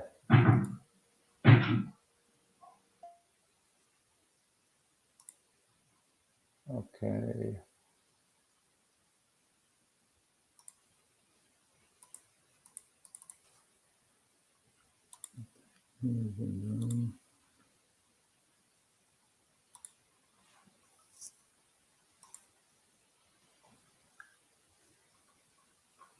Can you see, guys? Can you guys see it? Yes, we can see it clearly. Okay. Good. It's a unique employment. Actually, it's a pyrotechnic system manager position that is not really that commonly known, even at NASA. So I thought it would be kind of interesting to share my, what I do as a pyrotechnic engineer and what are the other projects that I worked on over my career. I thought that would be interesting. Although we are mainly focusing on space today, but I'm hoping you'll find it really interesting. So as far as who I am, let me give you a little bit of my background. I was born and raised in Sinop. Went to elementary school, middle school, high school, all in Sinop. Then started my bachelor's education at Istanbul Technical University, the school that you guys all go in, and I'm sure that we have students from other schools too. But it is good to be a part of this seminar today as a alumni of Istanbul Technical University. So I finished Istanbul Technical University Aeronautical Engineering Department. They have aeronautical and astronautical, and my actually focus was on aeronautical engineering back in 1987, long time ago, before any of you guys were born, actually. Then 1988, I had a chance to actually, after I graduated, I got a scholarship and moved to the United States to do my graduate studies. Went to Ohio State University for an aeronautical engineering master's. And interestingly, actually, even though I'm working on mainly a pyrotechnic space system type work in the last, 25, almost 28 years, my background, the school background, and my thesis was on composite materials. So, what's the composite got to do with pyrotechnics, right? The answer is really, they are not necessarily related. But that was my thesis. And even at the Ohio State University, that's what I did. I worked on the thermal stresses on composite materials. Then went ahead and moved on to University of California in Davis and the Davis campus. I was actually working on composite materials again, aeroelastic tailoring, aircraft wings, and all that stuff. And that was mainly for academic studies towards PhD. But then I had a chance to do internship on a few companies like Boeing. One summer I attended a workshop at Boeing, and there's an Aerojet company in Sacramento, California, that's near Davis. So I went there, spent the whole summer, and got the feeling that's really working with the industry and working with these big giant aerospace corporations, kind of made me rethink my future. And because we were working with the rockets, we were working with the energetic materials and all that stuff. Then I got a job offer actually in 1990, end of 1993, 94, early 94. And I thought, well, I could actually work. And it was actually a pyrotechnic type of job, which is nothing to do with like I said, with composites. But at least to get some experience, and I thought I can go back to school and continue on the composites. But entering that industry back in 94, and now we are in 2022, I am still in pyrotechnics. So I kind of left my composite studies behind me, and now being a full-time pyrotechnics engineer since then. Then worked there for 14 years in a company that back then the name was OEA Aerospace. Then became Goodrich Aerospace. Now they are part of a big corporation, Collins Aerospace. So 2008, I got an offer from NASA to work on their Orion spacecraft, because at that time, as you all know, it was towards the end of shuttle program, and a lot of engineers were either retiring or just moving on to other projects, and they really needed mid-career experienced engineers coming from the industry. And when I was in Goodrich, we worked on a lot of shuttle components also. The company used to make all the separation systems for the space shuttle. So that kind of made me rethink and go on into Orion projects, because working on a system level, vehicle level projects was something that I've been really kind of looking forward to. 4 years as an engineer on the Orion program. Then since the 2012, I'm working on commercial crew program as the system manager. I'm responsible for all the pyrotechnic systems on not just the SpaceX and the Boeing's commercial crew spacecraft, those are Starliner and Dragon, but also on the launch vehicles, the rocket, the Falcon 9 and the Atlas V for Boeing. So with 3 centers, we are kind of managing Kennedy, Marshall, and Johnson, managing all the pyrotechnic systems for those companies. And trying to reach to ISS with now private ventures rather than the NASA spacecraft. And so I said pyrotechnics, and some of you guys may know what pyrotechnics is, and maybe you heard about it. But I thought it would be kind of important to show you guys, or at least give you the description of what a pyrotechnic is.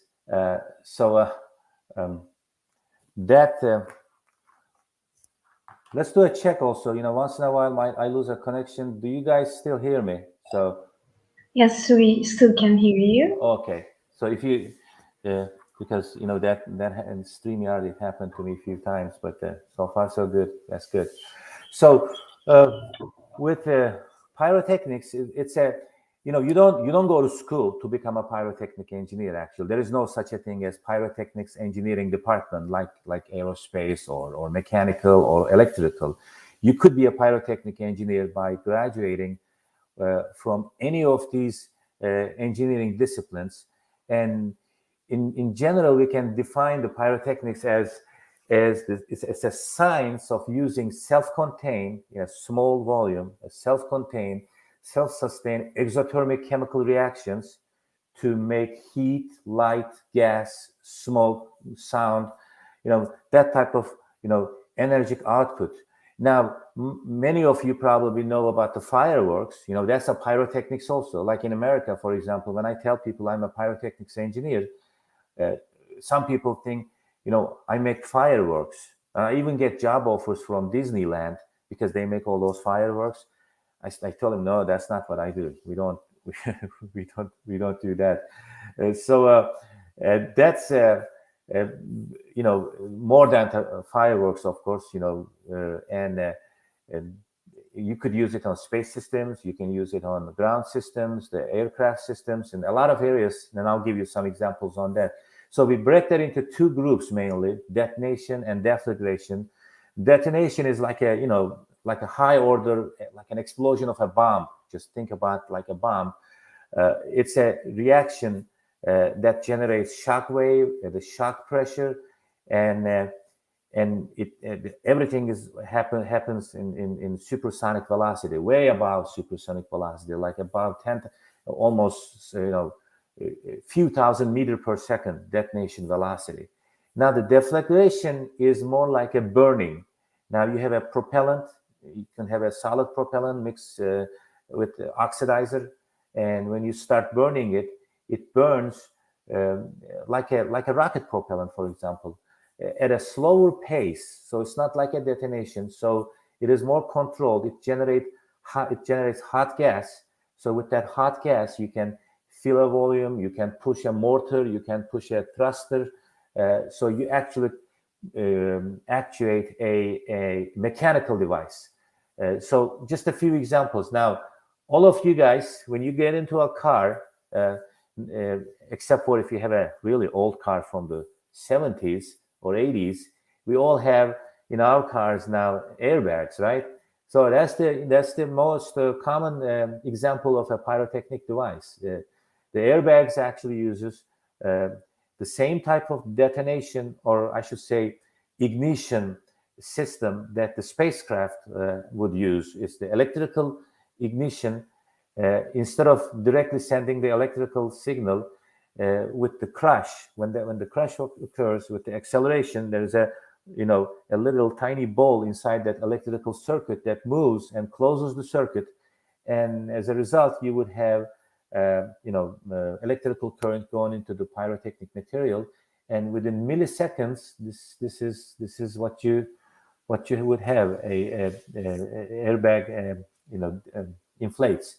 So the other example is, again, we fly every day, most of us with this, the civilian spacecraft, airlines, and they have emergency slides. These slides are also, just like the airbags, use pyrotechnics. And I actually worked on OEA Aerospace. They used to make all the 747 and 767 emergency door opening and emergency slide systems. So that was really fun job for me. We used to actually test these things. We jump, all the time like little kids. But that's another example of pyrotechnics. And now one of the main areas that I worked on in my first 14 years at Goodrich and OEA is the ejection seats. Ejection seats, it's full of pyrotechnics. It starts with the pilot pulling the handle all the way to canopy opening, and ejection seat is catapulting and the parachutes. And another example, the space systems. Of course, this is something that now I'm doing since 2008. All the separation systems, whether it's a fairing that you see on that picture, or the capsule separation, the stage separation. Mr. Rose, pardon. Yes. We can see your slide right now. If you're changing your slide, we can see it right now. If you could change the screen again. Hold on. Yeah, right. We can see it right now. You can? Yes. Yes. Can you see the spacecraft? Yes. We can see it right now. Okay, great. Thank you. Okay, yeah. Let me know if you run into problems, and Okay. I'll fix it. And another example is the parachute systems. When the spacecraft lands, and not only that, just as also same thing with these parachutes on the ejection seats, you would need the pyrotechnic systems even to push these parachutes up into the airstream, or slowly open them with a pyrotechnic fuse by cutting the line slowly, because if you open the parachute all at one time, you're going to rip that off. So on a typical pyrotechnic device, they're all different, obviously, because like I said, there are different types of pyrotechnics, but the concept is in general the same.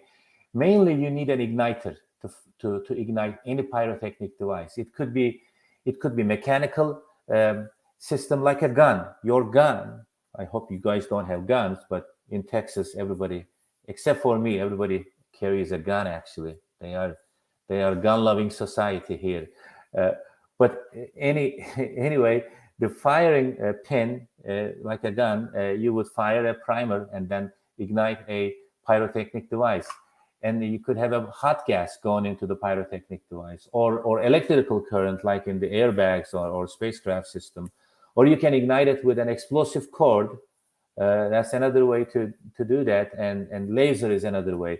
In a typical device like this, a propellant or explosive would be ignited with an igniter, and then the rest of it is what you want to do with the mechanical device. This example is just a cross section of a guillotine, the pyrotechnic cutter, and it cuts a wire bundle.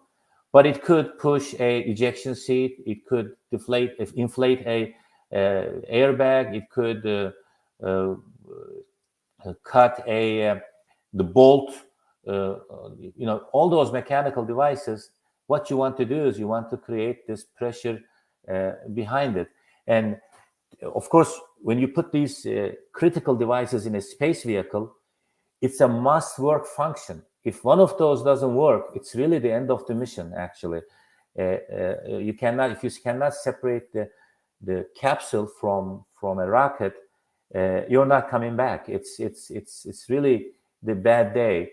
And same thing with ejection seats. If you cannot punch out of the falling jet, then you're not going to save yourself.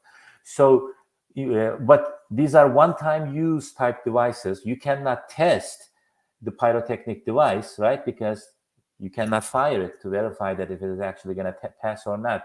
So we do a lot of non-destructive testing, and to make sure that it's all good to go, good to go into the spacecraft. Mr. Rose, Yes. I must break you right now. We can't still see your screen right now. Actually, you should, when you open your slideshow, you should give us this screen, not just the window. So you want it to be like this window? Yes, just okay. That's open fine. the slide. Yeah. Oh. So without the slideshow, right? Is that what you want? Yes. Right. Okay. Yeah, that's. If there will be any problem, I'll just inform you. No. This is great. That's okay. Yeah. The one of the things that we do is the helium leak testing, actually, because these parts need to be hermetically sealed, meaning you cannot allow humidity into a pyrotechnic device. That's a no-no. So you're going to degrade your pyrotechnic device. So we do helium leak tests. We do X-rays and N-rays, and you're all familiar with the X-ray because when you go to dentist, they take an X-ray. When you go to doctor, they take an X-ray. But you cannot see explosive devices or organic materials, like the materials with the light atomic number. You're not going to you're not going to be able to see them. So we have a neutron inspection for that. I'll kind of give you an example on that actually with a few pictures. They go through proof testing, so you need to load these things to a proof level so that you can see that they are actually structurally capable. Then we have explosive caloric output testing, the material testing. But the real fun part of all this testing is the destructive sample testing, because you need to fire them before you put in the vehicle, but you can only test the samples, see if actually that manufacturing lot that you manufactured is actually still good. So we put the parts, usually 10% of everything that we built, they go through a thermal cycle, they go through shock, they go through vibration. These are all environmental testing. Then you have to do an auto ignition test. You gotta really put it in the hot oven and then heat it up to a temperature that is 50 degrees Fahrenheit above what the part would see in an actual flight. So it should not really inadvertently actuate or fire. And we cook them off all the way until it fires. So we know what's the cook-off temperature is. You do a testing with the 20% more or 20% less explosive charge, so that it could show you the margin.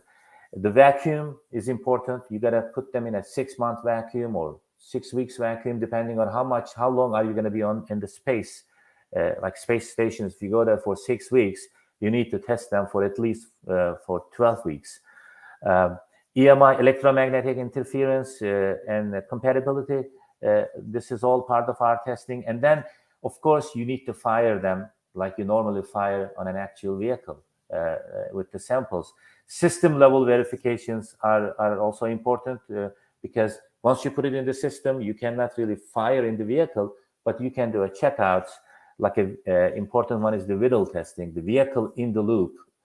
All the electrical checkout, the grounding checks, it's all done, because when the vehicle goes and docks onto the space station, you want to make sure that everything is actually grounded. So the bottom line on that is actually these devices, although they are dangerous, you basically blow up an explosive on a spacecraft, but the redundancy and high reliability are the most critical requirements. So it has to have 2 of everything.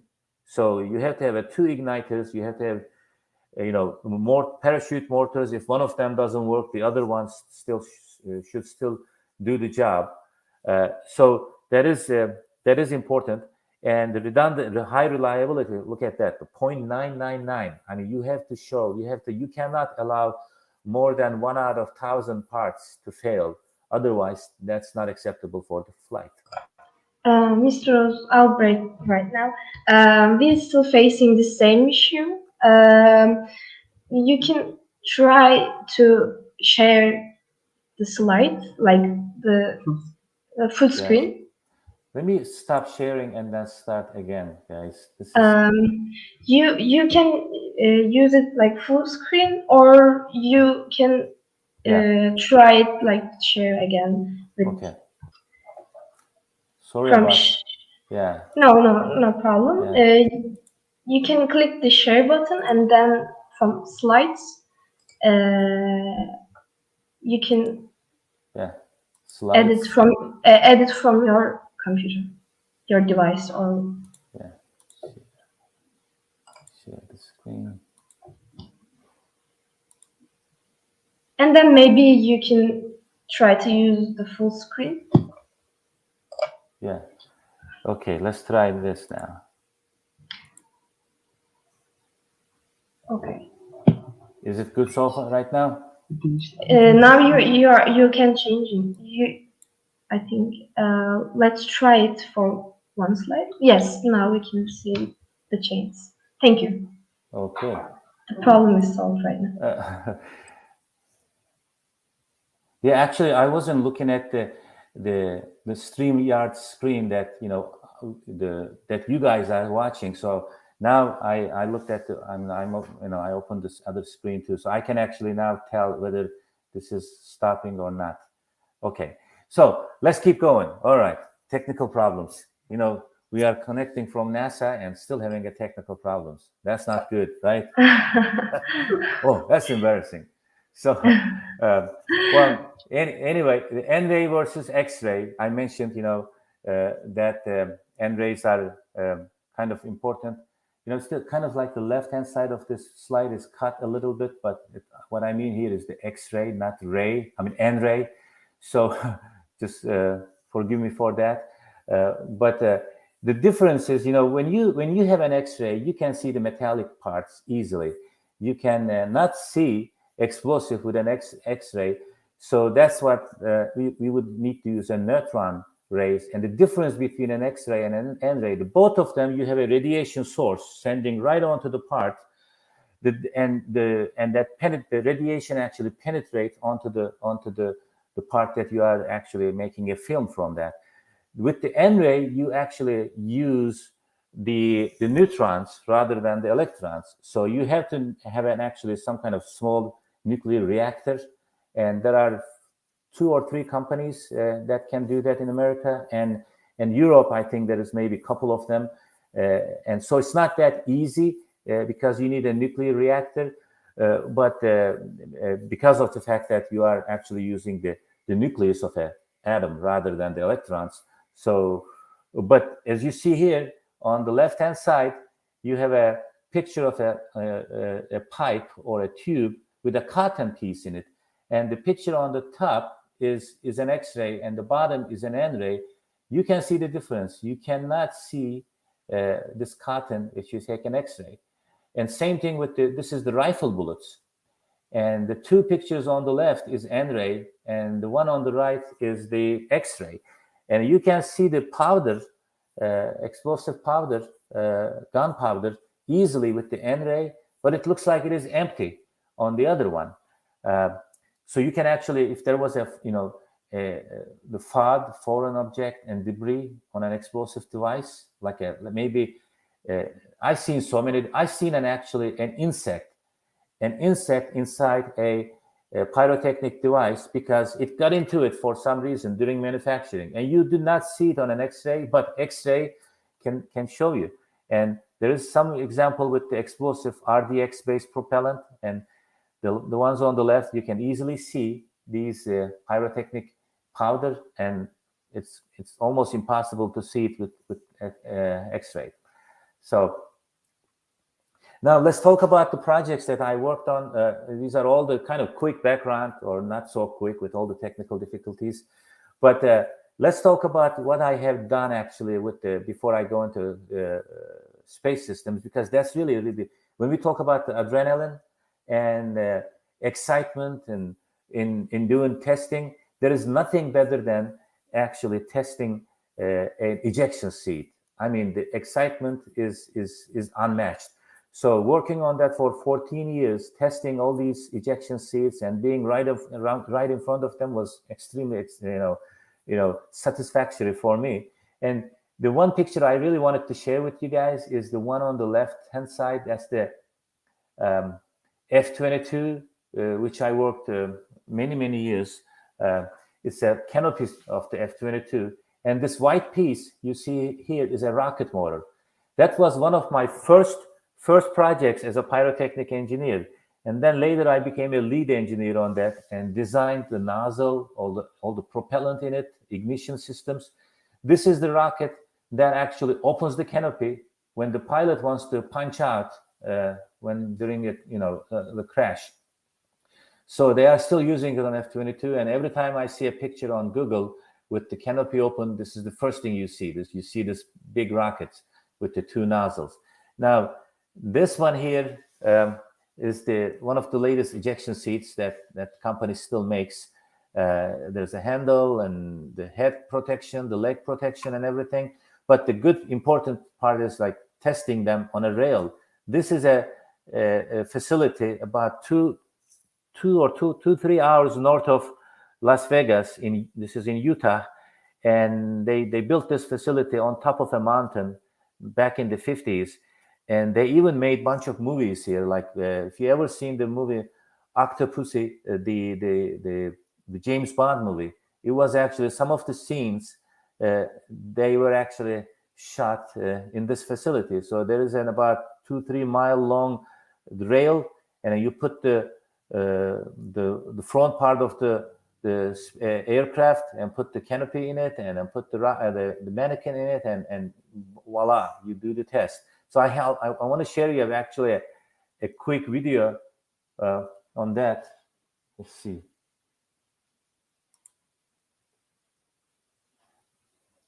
Just for you guys to see how exciting these tests were.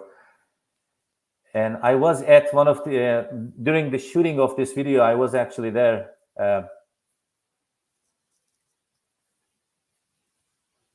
This can be as fast as 700 knots.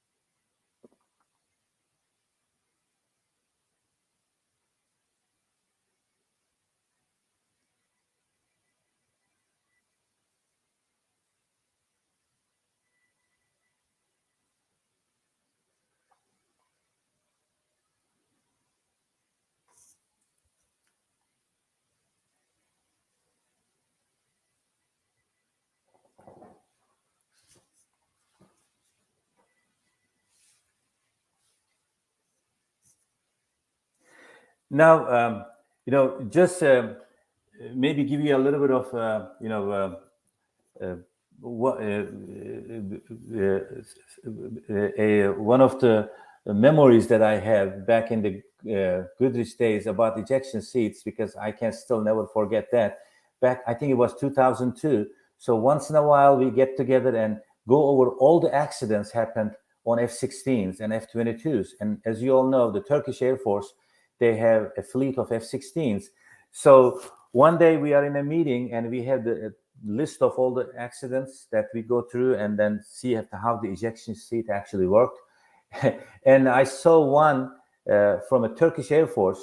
There was an accident in Tokat, Zile, and the Turkish pilot was saved with this ejection seat. I really felt actually proud, when I saw that. This is the part that I actually been working for years, and now it actually saved a pilot.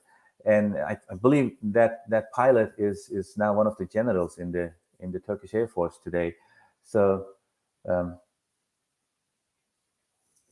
let's go into the space vehicles, because as I said, when you have a space symposium, you need to talk about the space systems too, or the space pyrotechnics, and also the fact that I'm working on these in the last 14 years. The pyrotechnics mainly used for separation systems. So you might wonder, okay, what do you use the pyrotechnics for on a space system? Like, you don't want to blow up an explosive inside a spacecraft. Isn't that dangerous? Well, it is dangerous, but everything needs to happen in a certain sequence with milliseconds apart sometimes, or simultaneously. Like, for example, the fairing, what we call fairing, these the panels, they need to be separated when you get to the orbit, and you need to separate the stage separation from first stage to second stage, and spacecraft separation. All those things are done with, and I'll give you some examples and pictures, so it wouldn't be just the words. But frangible nuts, the linear shape charges, the explosive bolts, just a bolt and nut, but you need to explosively separate them. We have gas generators that we use for various locations. Now, the solid booster separations, these boosters that you see on two sides of the main rocket, once you 2 or 3 minutes into the mission, once the solid fuel is consumed, you need to get rid of them. You need to eject the parachutes, and when it is when there is a danger on the rocket motor, let's say during ascent something went wrong, and then the rocket actually changes trajectory, and you need to terminate the mission. We have linear shape charges, actually, just an explosive core all the way around these rockets that you remotely explode them, so you can actually rupture and get rid of the fluid. And at that time, of course, on the air, you're gonna have the rocket actually exploding, but it's better than the rocket going on top of, onto a city. Some examples of these space system pyrotechnics. You see the space shuttle here. That was probably a space vehicle with the most pyrotechnic devices. I mean, it was unbelievable. They had probably around 60 or 63, to be correct, 63 pyrotechnic devices. They had over 140 ignition initiators. This is the initiator, actually, right here, that starts everything. They used, since the Apollo days, NASA has been using this NASA standard initiators. It's just a 1 inch, like a couple of centimeters long, and it takes electrical current, and there is an explosive charge in the front end of it, and then it would ignite whatever you need to ignite in front of it. So, like for example, let's pick some. This one on the right, this is this separation bolt that attaches the orbiter to the external tube right here, external tank. I'm sorry. That explosive or the separation bolt, when you have a pyrotechnic charge or the gas generator behind it, it pushes a piston. I mean, this is quite big. It's like this big, and breaks a thinner notch and separates the orbiter from the ET. And they have the similar stuff on the aft attachment. We use these frangible nuts, what we call this frangible nut, to hold the whole vehicle down onto ground. And so those are the hold down frangible nuts.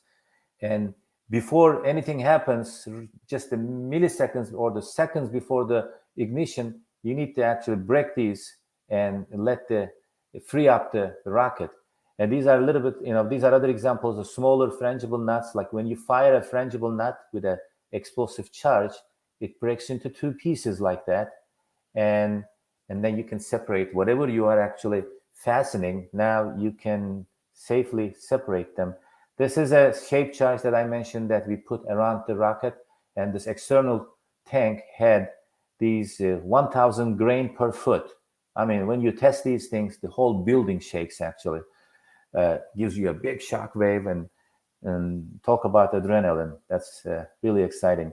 So we never needed to use them for space shuttle, and I hope we would never have to, use it for any space vehicle, because if you use it, that means something actually really went wrong. There's a simulation I created with LS Dyna software a long time ago, just to give you guys a little bit of, visual, example of how a frangible nut actually works. As you see here, it breaks into, even if you fire one side, it breaks into two pieces. You want to know what type of force you're going to be getting, with that hit, because there are other things nearby. So let's see, there's another example. This is a pyrotechnic cable cutter used on parachutes. And let me run it again. I actually wrote a paper on that back in 2011. So you can go onto Google and AIAA website, and if you want to get more details about this guillotine, it's basically used on Orion spacecraft to cut the parachute risers. Once the drogue parachutes are done, you want to get rid of them. So you cut it with this the guillotine, and you have this NSIs, the initiators, the gas generators. You fill it up with hot gas, and you hold it with the shear pins and build up, few thousand psi pressure, and then let it go. And with this big momentum, it cuts the riser bundle right here, as you see in the simulation.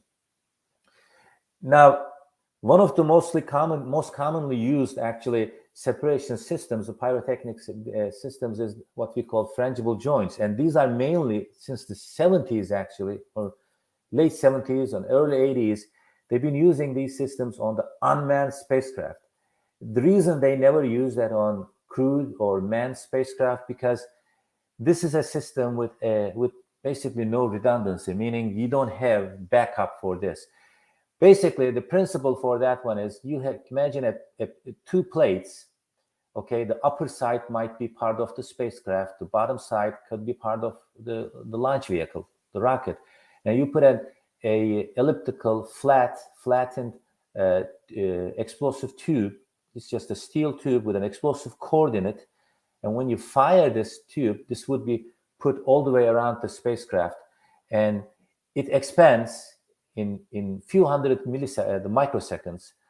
Then it breaks this thin notch here, and then you have clean separation, no smoke, no foreign object coming out. It's a clean separation. But the problem obviously is that you only have one cord. If this cord doesn't work, there is no separation. So when I started working commercial crew program, and all the space companies, they love this, especially Boeing. They wanted to use it on their spacecraft also, but we had to come up with the new requirements, new inspection methods. So I, with two other friends, engineers from Johnson Space Center, we actually created a special requirements, the NASA test and inspection requirements for frangible joints used on human-rated spacecraft applications. So it's not a design document, it's a document that actually now industry standard. Anybody who wants to use this on a spacecraft where humans would fly, they have to basically follow the guidelines from this report. And at NASA, this report, not formally, but informally, it is now known as OWL tables, because we have a bunch of tables for the testing. So that August, Walker, Limongelli, and we actually back in 2015, we won an award with this, with NASA. You know, occasionally once a year gives awards for inventions or that type of stuff. So this was kind of important for the human space flight, and I'm kind of proud that actually this is now being used on human systems and still known as OWL tables.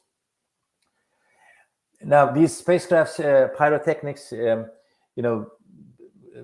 they are actually, big part of also Orion spacecraft. And I give you this example just as an example. I mean, it could be any other spacecraft. It could be CST-100, Starliner, Apollo, or Dragon. They mainly have the similar basics. But all these different modules that you see here, when the right time comes, you need to separate with pyrotechnics. And here you see a crew module where the astronauts would travel. On the back of it, you have the service module. And these two pieces are connected with explosive bolts. And there's the umbilical where you have all the life support systems, the electrical systems actually inside the service module, communicating into the service, the crew module. But before the re-entry into the atmosphere, you have to really get rid of this, and that's when you need the pyrotechnics. And same thing with the abort system. This is the abort jettison launch abort system with the separate rockets. And if anything goes wrong with the spacecraft or the rocket, you still need to pull this capsule out of the stack, and this is done with the launch abort systems. But when you are done with this, if you don't need it anymore, you still need to eject it with pyrotechnics. Now, let me give you a few examples. There is a video, you can find it in Google if you type Artemis 1 simulation or Orion simulation. A lot of the websites actually have the entire simulation. I won't show you the simulation. I'm going to show you the screenshots where the pyrotechnics are used, so you can get some idea. And when you watch the movie or the video, then you can understand what every event is all about. The booster separation, normally that happens like 2 minutes into the flight. You burn out all the solid propellant, but you need to get rid of these empty rockets right? So that's done with pyrotechnics. You need to push them away. Then when you get up to the orbit within 3 to 4 minutes, you have to open the fairings that is covering the service module, and that's also done with pyrotechnics.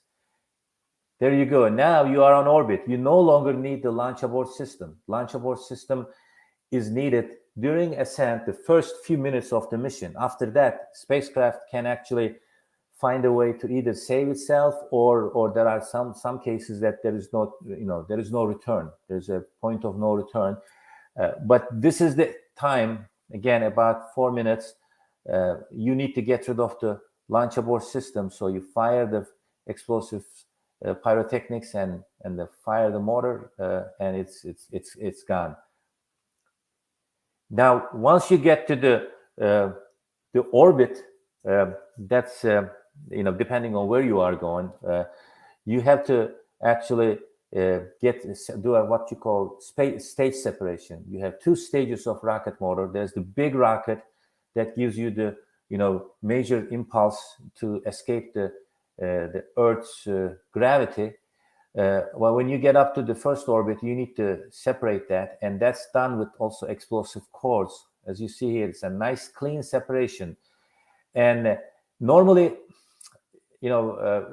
any company except for SpaceX, this big rocket casing would fall into ocean. But as you probably all know, Elon Musk developed a new system. Now they can save this big rocket empty casing, so they can actually land vertically on a platform, either on the land, and they have a platform, the drone ship. They can easily capture these. And there was a mission actually just yesterday, the first private astronaut mission, the Axiom 1, that NASA actually was involved. Also, we actually signed the certificates for that. They had a successful landing again. So there are some rockets that they've been using over 10 times. NASA actually couldn't use theirs more than once. So hopefully we're going to find a way to do the same thing too. Now, of course, after the first stage separation, now you have the solar panels open. The vehicle is coasting and increasing its perigee using its own impulsive propulsion system, and because it has to keep rotating around Earth until it gets to a certain altitude, so that it can actually go into the trajectory towards Moon. And this is what we call translunar injection. Once you are on the orbit that you are ready for injection, then the second stage rocket motor actually fired, and now you are on your way to Moon. After a 3-day trip, before that, actually, you also run out of fuel on your first stage. Once you get the acceleration, now you're on a coasting phase. There is no longer propulsion needed. Then you need to also separate this from the spacecraft, again, with pyrotechnics. Then the 2.5 to 3 day journey to Moon, going all those orbit maneuvers, going through the Van Allen belt quickly, because it's a radiation belt, not good for the astronauts. Now, this Artemis mission that is coming up in June, we're not going to be landing on Moon for the first mission. It's actually just a testing right on the orbit of Moon. So Orion spacecraft is going to be orbiting Moon, doing a lot of observations, the explorations. But on the way back to Earth, it will be using a lunar gravity assist. So what that is once the spacecraft gets into the gravity of another planet or moon, it can actually take advantage of the kinetic energy of that planet, right? So if the spacecraft is actually going to outer space or the deep space, all these spacecraft that you heard about, the Voyager, the Pioneer, the Cassini, they all use the same method. What they do is you jump from a planet to planet and take that gravity assist while the planet actually orbiting around itself and also actually around the sun, and then you are going with that speed. You gain that energy from the planet. Then with a small kick with their propulsive system, then they can go on to the next planet without too much energy or the fuel needed. And Orion is going to be doing the same thing. It's going to take the advantage of gravity of the moon, and then with a just a little bit of propulsion kick, it's going to come back to Earth. And right before entering the atmosphere, we fire again the pyrotechnics, and because you cannot enter the atmosphere with the service module behind it, it would be definitely a loss of crew. You lose the spacecraft, almost 90% chance, because you have the heat shield right underneath here. It's going in there with a 25 miles per hour, 25,000 miles per hour, and with the extremely high heat, with the plasma occurring underneath this spacecraft, you definitely need that heat shield. So if you cannot get rid of the service module, this 7 minutes of hell, what we call, would be really a big hell. And that's a critical part of probably the most critical part of the mission, because you lose actually all the communication with the mission center during that time. Now, once you get out of that 7 minutes of hell, the parachutes open.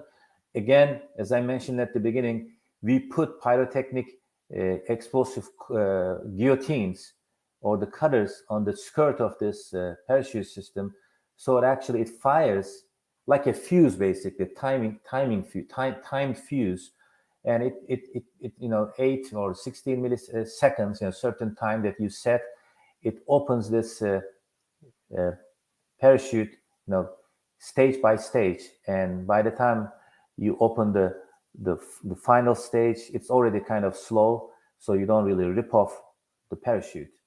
And last step, even here, like we had the pyrotechnic at the beginning, but right at the end, after splashdown, you need to cut this cord right here, because if you don't, on a windy day or wavy ocean, you may have drag from that parachute dragging this capsule on the ocean. So you want to cut the cord as soon as you land it. So that's again done with pyrotechnics.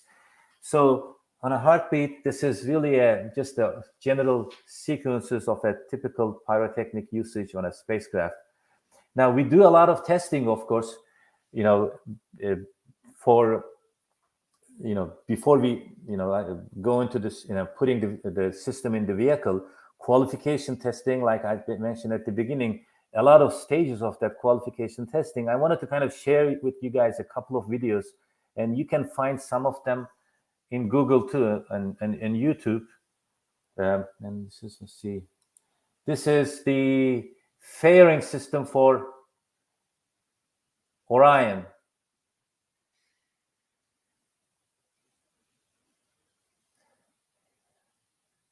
Yeah, nothing really that exciting about that, but there are a lot of things. There are a lot of things involved with this. You have the explosive cord, explosive, nuts. They all have to work in a perfect sequence. And of course, on orbit, you don't have the gravity. It's happening in vacuum. So it's easier to fire it here on a 0G environment than a 1G environment. So because it's going to fly away. Right here, it kind of falls. But in space, once you get the momentum, it's going to fly away and become a space junk. And there is another example. This is, again, I found it on a publicly open Facebook page, actually. I was kind of surprised that this is open publicly, but since it is, I can share it with you. Orion parachute system. This is the high-speed, slow-motion video. This is the mortar that comes out of the spacecraft. And these risers would pull the main big parachutes once, because there's a parachute there's a parachute inside of this. You won't see that. That parachute opens, that small tiny parachutes then would pull the 4 or 3 big parachutes. So that's how we actually, this is the real speed. And this is, again, the slow. So you see a lot of flame, a lot of fire here, but you don't really see it on a real speed video because it happens so quickly. I mean, that's really, it's not going to harm anything. It's not going to burn anything because there is a Kevlar casing for this parachute pack right here. There's a big parachute.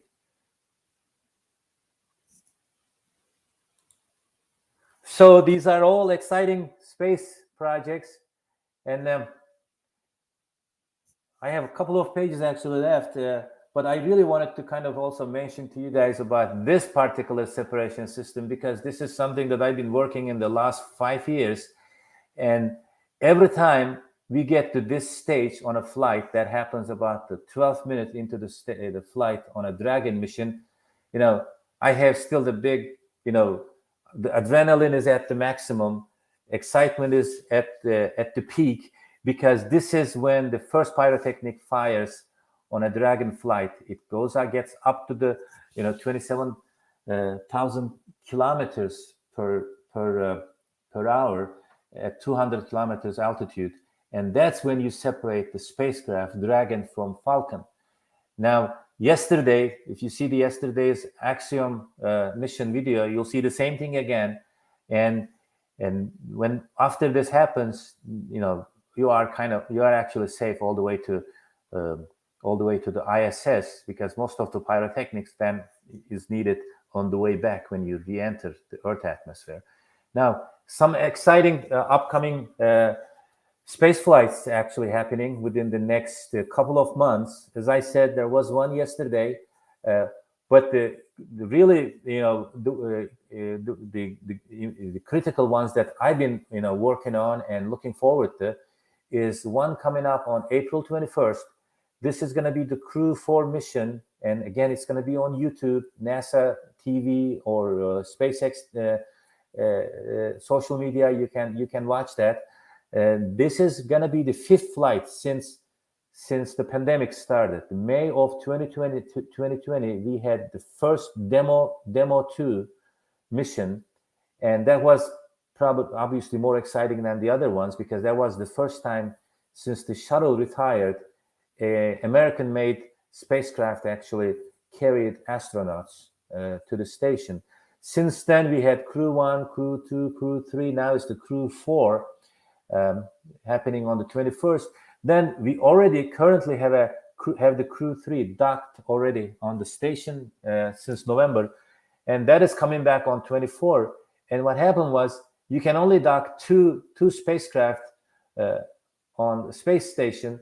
So the Axiom flight actually was going to cause a problem with us, with almost like a traffic jam over there, like a bus station, because it is. I know actually, I'm not sure if it docked already. It left yesterday. It's probably either about the dock or docking of the Axiom already happened, but it needs to come back before we send our spacecraft. So that's happening on the 24th, and then the May 20th, we're going to have this the Boeing's Starliner flight. That's OFD2. Boeing they've run into kind of problems, I should say, since the beginning of their the flight program.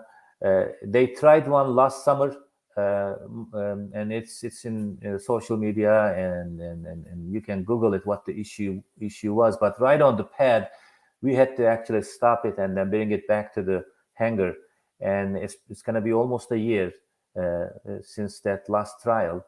But hopefully on May, we're going to have the first mission of that. And it's not going to be humans in it, no astronauts. But end of this year, we are hoping to, send 2 astronauts to ISS using the Starliner. Now, this is the program that I don't work anymore. That's the Orion Artemis. But that is probably most popular program happening right now. Going back to moon, and the first mission is going to be June, the simulation that I just showed you. That's sometime in June. We're not sure yet. Early June, it could have some delays, and they have to do wet dress rehearsal, static fire testings, and all that stuff. So once that is completed, we'll have the mission. Now, after that, of course, in 2024, we'll have 4 astronauts flying with Orion to the moon again for test flight around the moon orbit. But the grand finale of that Artemis program is going to be the grand finale of the first phase is 2025. That's going to be probably a history-making day, just like when Neil Armstrong stepped on the moon first time in 1969. It's going to be the same type of historical moment with first woman astronaut actually stepping on moon, and it's going to be something to see. But we are all looking forward to that. Right now, the schedule shows 2025, and hopefully we won't have further delays on that. And after that, the idea is to build a base camp on the moon, build a gateway station around moon, so that astronauts can be trained for future Mars missions coming up, maybe no earlier than 2040s. But before you do that, you'll definitely need all the training you can do on our moon for generating energy, generating your own fuel. All that type of exploration is going to be part of this Artemis program on the moon, starting 2024, 25, and it's probably going to last almost 10 years. Then we are on our way to Mars after that. That's all I have, folks. I hope you enjoyed it. Sorry for the technical difficulties that we had at the beginning. I'd like to thank you all for attending the seminar, and may the force be with you, because that's what we say in our space business. Thank you so much for your time, Mr. Rose. It was so informative and inspiring as an aerospace student. I'm sure after this symposium, students wants to work on our aeronautical field would catch the magic of pyrotechnics, definitely. There is no question from our viewers right now. Maybe it was literally pyrotechnics 101. So it was so informative. Right now, there is, like I said, no questions from our viewers. Okay. Appreciate for your time and effort, everything. Yep. And if any of you guys have a interest in the career with pyrotechnics, energetic materials, and or any question that you may have, whether it's pyrotechnics or space systems, and just feel free to contact me through the social media, and I try to actually answer as many questions as possible. Sometimes I can't get to all the questions, but this is a unique area that you combine the excitement of pyrotechnics with working with space, and there isn't really anything more exciting than that I can think of. So coming to work every day is like, coming someplace to blow up things, and that's really exciting. And I highly recommend the young students like you guys to consider areas like this. It's not very well known area. I think we have questions right now. Okay. Okay. Do aerospace engineers encounter citizenships as a requirement more frequently compared to other engineers while applying for job abroad? Yes, unfortunately, that's true, and that wasn't as strict as it is now. Before 9/11, things were a little bit easier, it became more strict, but depends on which projects that you might be working on. And aerospace, the military projects, is really would require either a citizenship or green card, or if you are really, here's the thing, when I started at Goodrich and worked on F-22, there is nothing more secret than F-22, right? But I wasn't a citizen back then. So how did I start? Actually, the company, if they really like what you do and you give them you provide them the knowledge that they need, because I used to be a Fortran programmer. I knew how to write programs on Fortran, and they needed an engineer who can actually write an interior ballistic code with Fortran. And they applied to the State Department, say, hey, we need this guy, and they get a special permission. But that's kind of like a really exception. Normally, you would need a citizenship, but to work on the commercial space programs, if it is not a military type program, it is easier to apply with a lot of private companies now coming up. It's not just SpaceX, but you have the Blue Origin, you have the Virgin Galactic, you have Sierra Nevada, and there are also companies obviously in Europe. So when they become all part of the same Artemis Accord or other partnerships, they will be hiring international applicants. Again, as long as it is not too much related to military, that could be still possible. Yes, definitely. Thank you so much. Then, like NASA is like everybody's dream job for now. What are the qualifications that may set us apart from the other candidates during the job application process at NASA?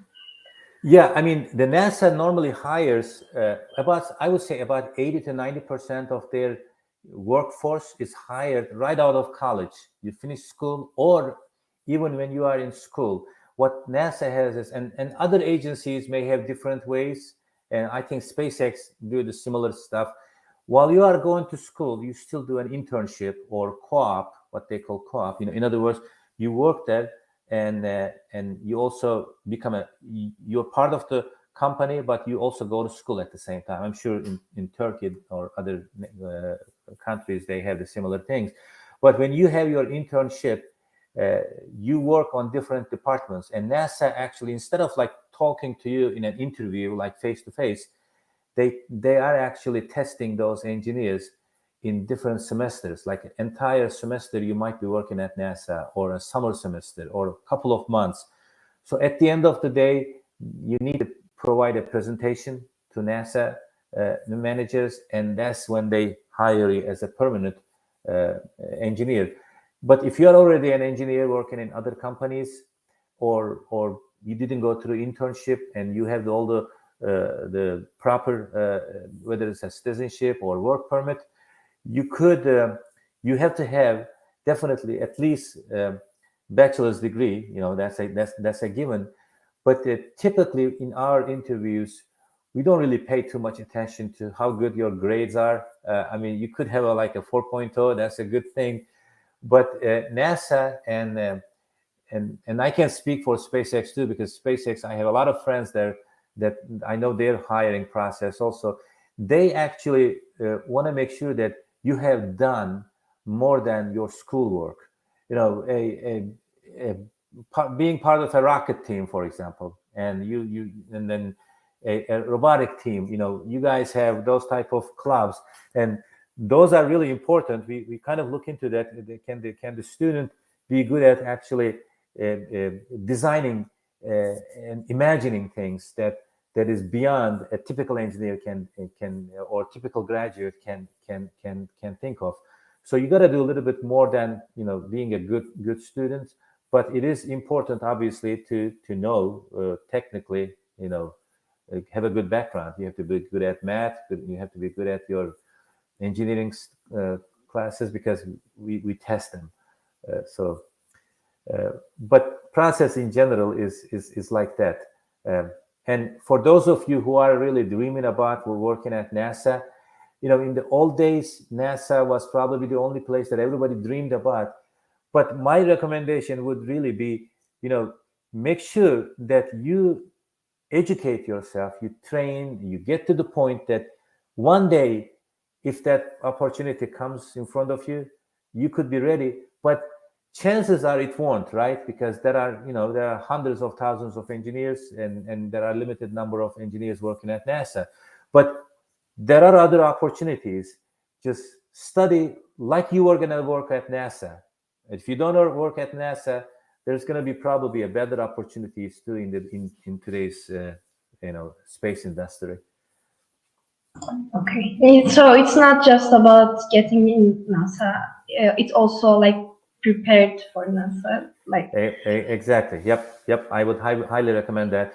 And English, like if you are in an aerospace engineering education or anything related to that, learning English is not an extra thing. You have to, and obviously, you are all attending this seminar today. You are all good at English, but for others who may not think that it is not that important, and definitely you have to have.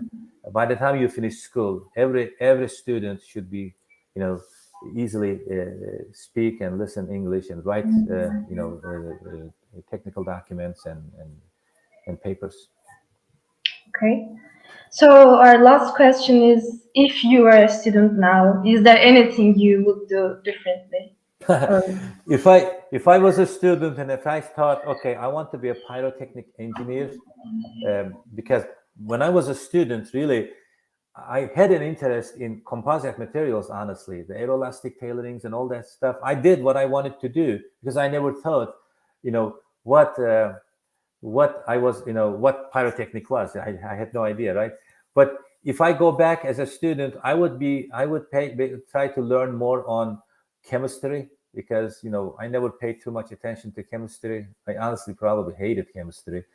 But what I do right now is I don't do the chemistry part of the pyrotechnics. We have pyrotechnic chemists doing that, but it's always like something that I thought I should have learned more in school. That's probably I would have done.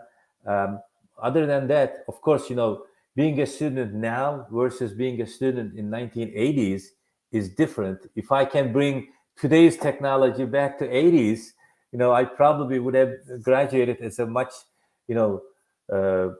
better engineer as far as like with the knowledge, access to the information. We did not even have, obviously we didn't have internet, but we could not even have access to technical journals on time. Like we used to order journals and magazines and you get it in 3 months later, or a book like in English, some aircraft structures. I ordered one, it took like four months for me to get it. But now you can actually just go online and order it, and you just get all the information you need. So that's the big difference in today's students and what we used to have. Okay, thank you so much again. Appreciate for your time, efforts, and everything. Yes. Now I'll give my place to Dilara, our moderator. Thank you again, sir. Yep, I thank you. I'd like to thank Rose for his speech. We just finished the last section of the day. The first day of the International Space Symposium is over. Thank you for listening and taking your time. Tomorrow we will continue with our 3 valuable speakers and 3 interesting topics. So see you tomorrow at 3 p.m. Bye-bye.